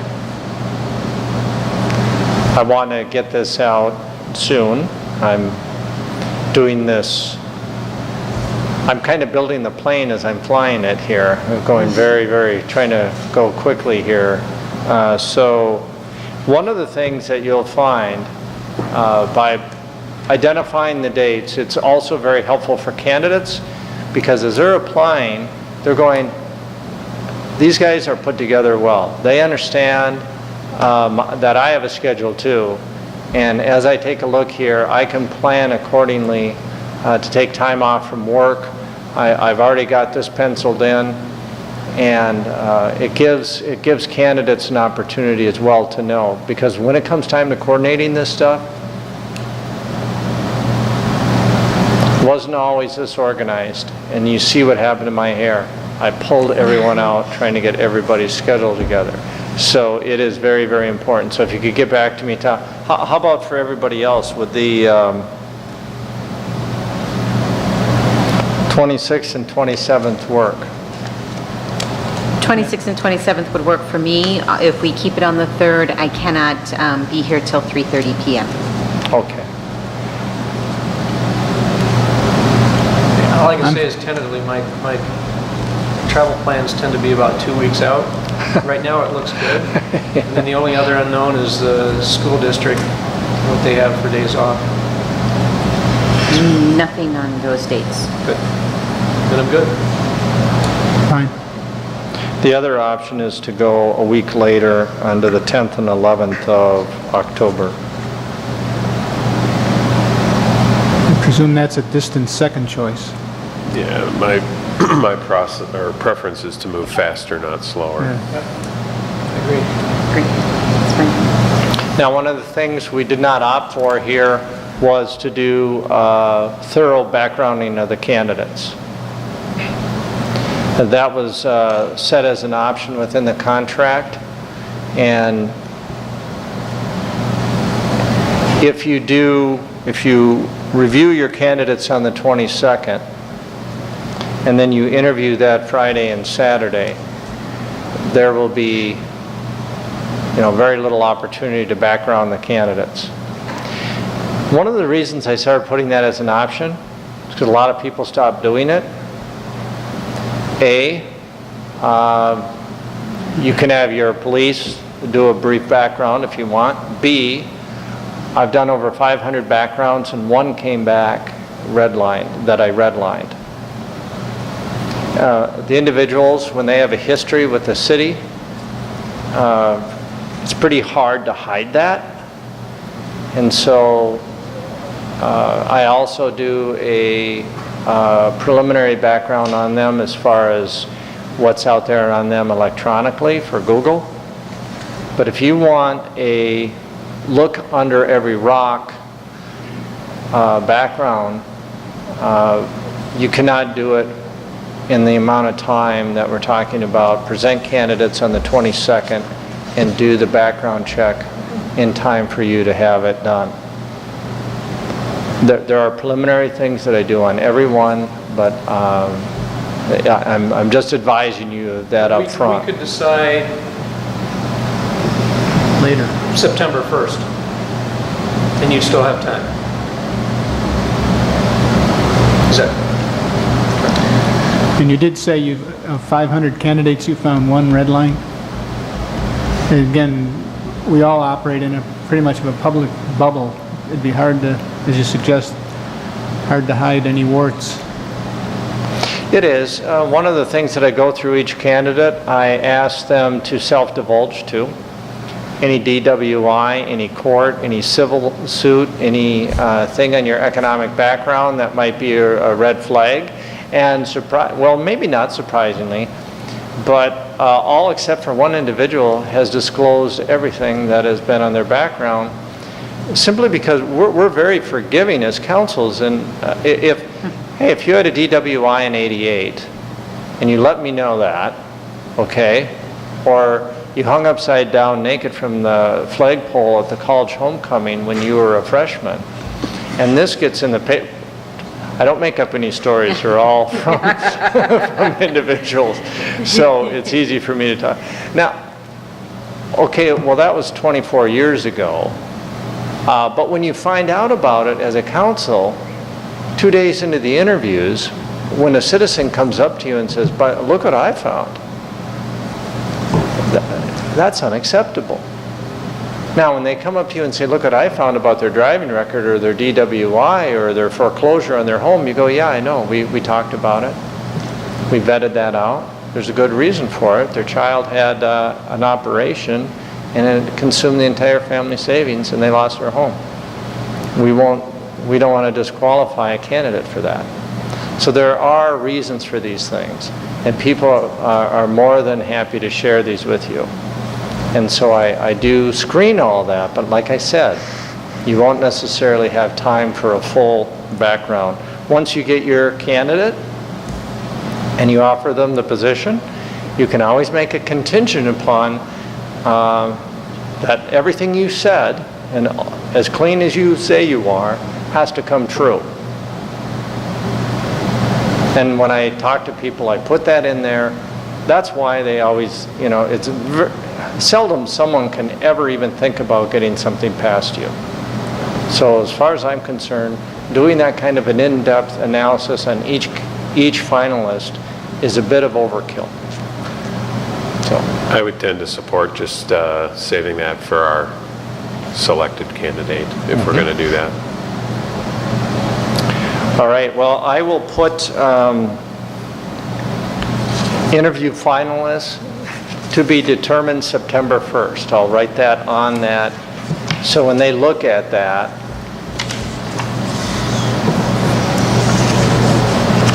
the candidate will understand that we haven't picked a date yet.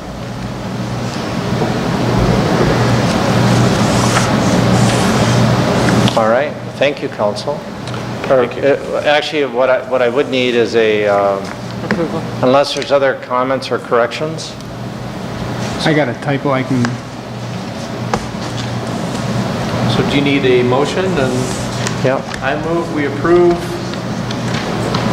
position profile. the position profile as presented, including comments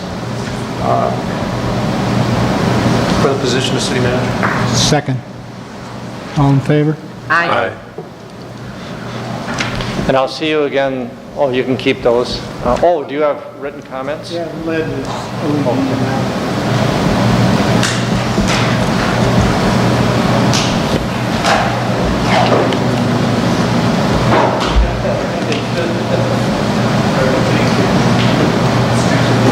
And I'll see you guys again soon with another one of these. Thank you. Thank you, Richard. Good night. Moving right along. Item F, the seal coat project improvement. Guess who? Kara. Got a tail end agenda item tonight. So this agenda item is to approve a contract for the 2014 Seal Coat Improvement Project. For our annual Seal Coat project, we do a joint project with the city of Shorewood. They took the lead, they take the lead every year of preparing the bid documents and obtaining bid results. So in front of you, you have a letter addressed to me from WSB. They're the city engineer for the city of Shorewood. So they opened bids last Thursday for the Seal Coat project. They received 2 bids from the same 2 people we always receive bids from. And the low bid was from Allied Blacktop Company.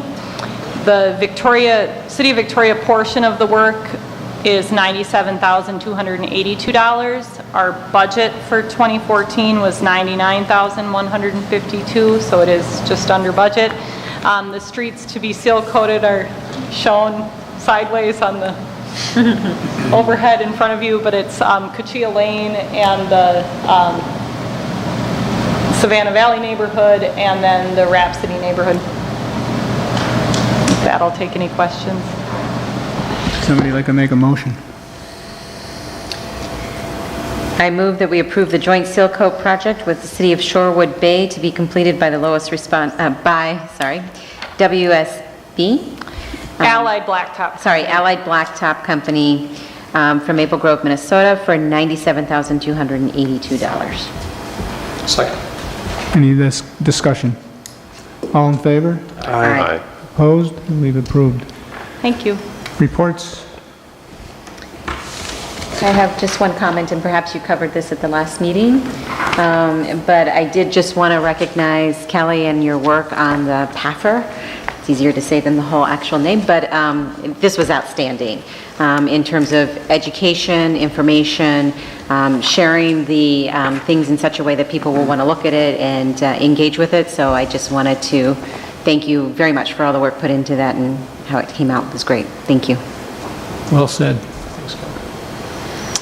Also, seeing Randy Miller in the audience, I can't resist. 95 cars showed up on a beautiful Wednesday, this past Wednesday, and the guesstimate is that it's roughly 195.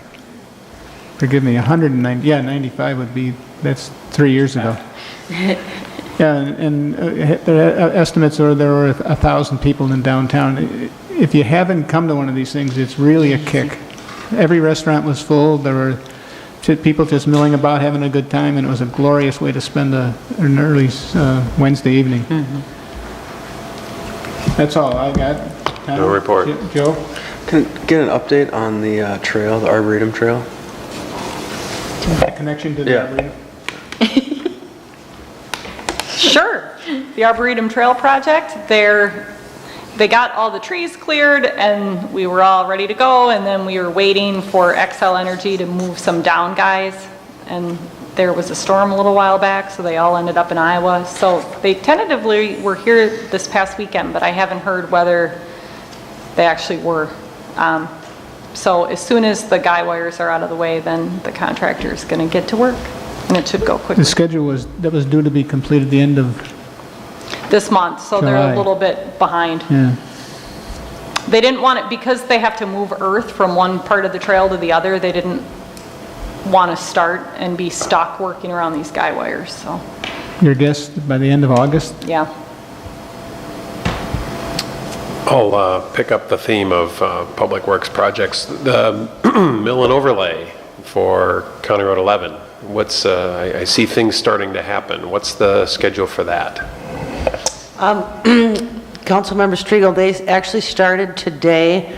They were going to be working on ped ramps and turn lanes. I don't exactly know. I think they're towards the middle. But they will start seal coating on the 20. Actually, they were supposed to. They've started today. I know over in Chaska, so I'm assuming sometime this week they should be here. And the duration of It's about a 2-week project with the turn lanes. Thank you. Joe, Randy? Bob, Ed? Yeah, I do have a few items.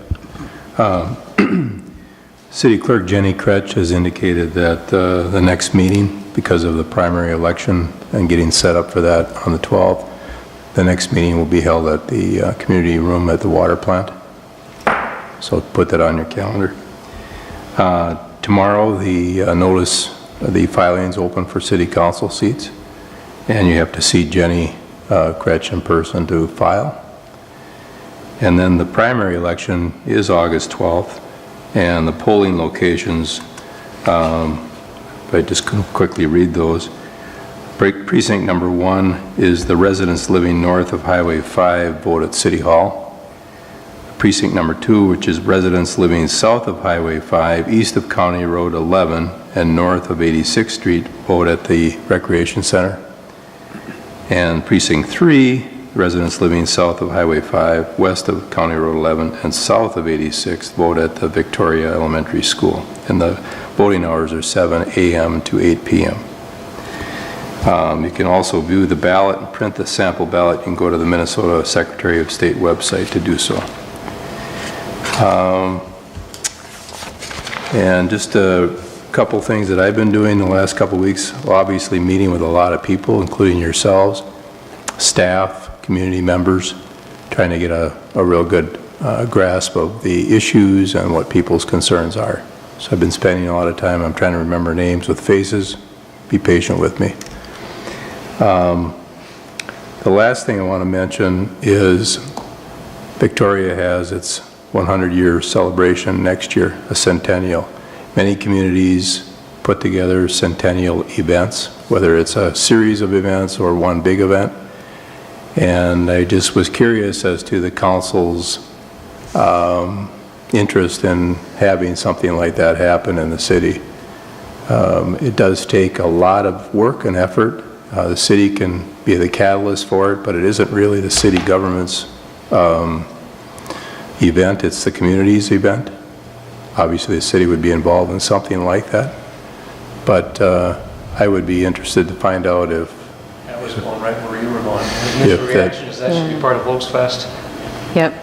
I think we should involve sort of our normal events that already happen, and how can we combine that, you know, with a little special oomph, and maybe dig into Sue's repository of history, and, you know, again, how can we use current resources and things already moving, but add a little sort of oomph to it because it's the 100th year, and that maybe Volksfest should be sort of the big, grand celebration of the time frame.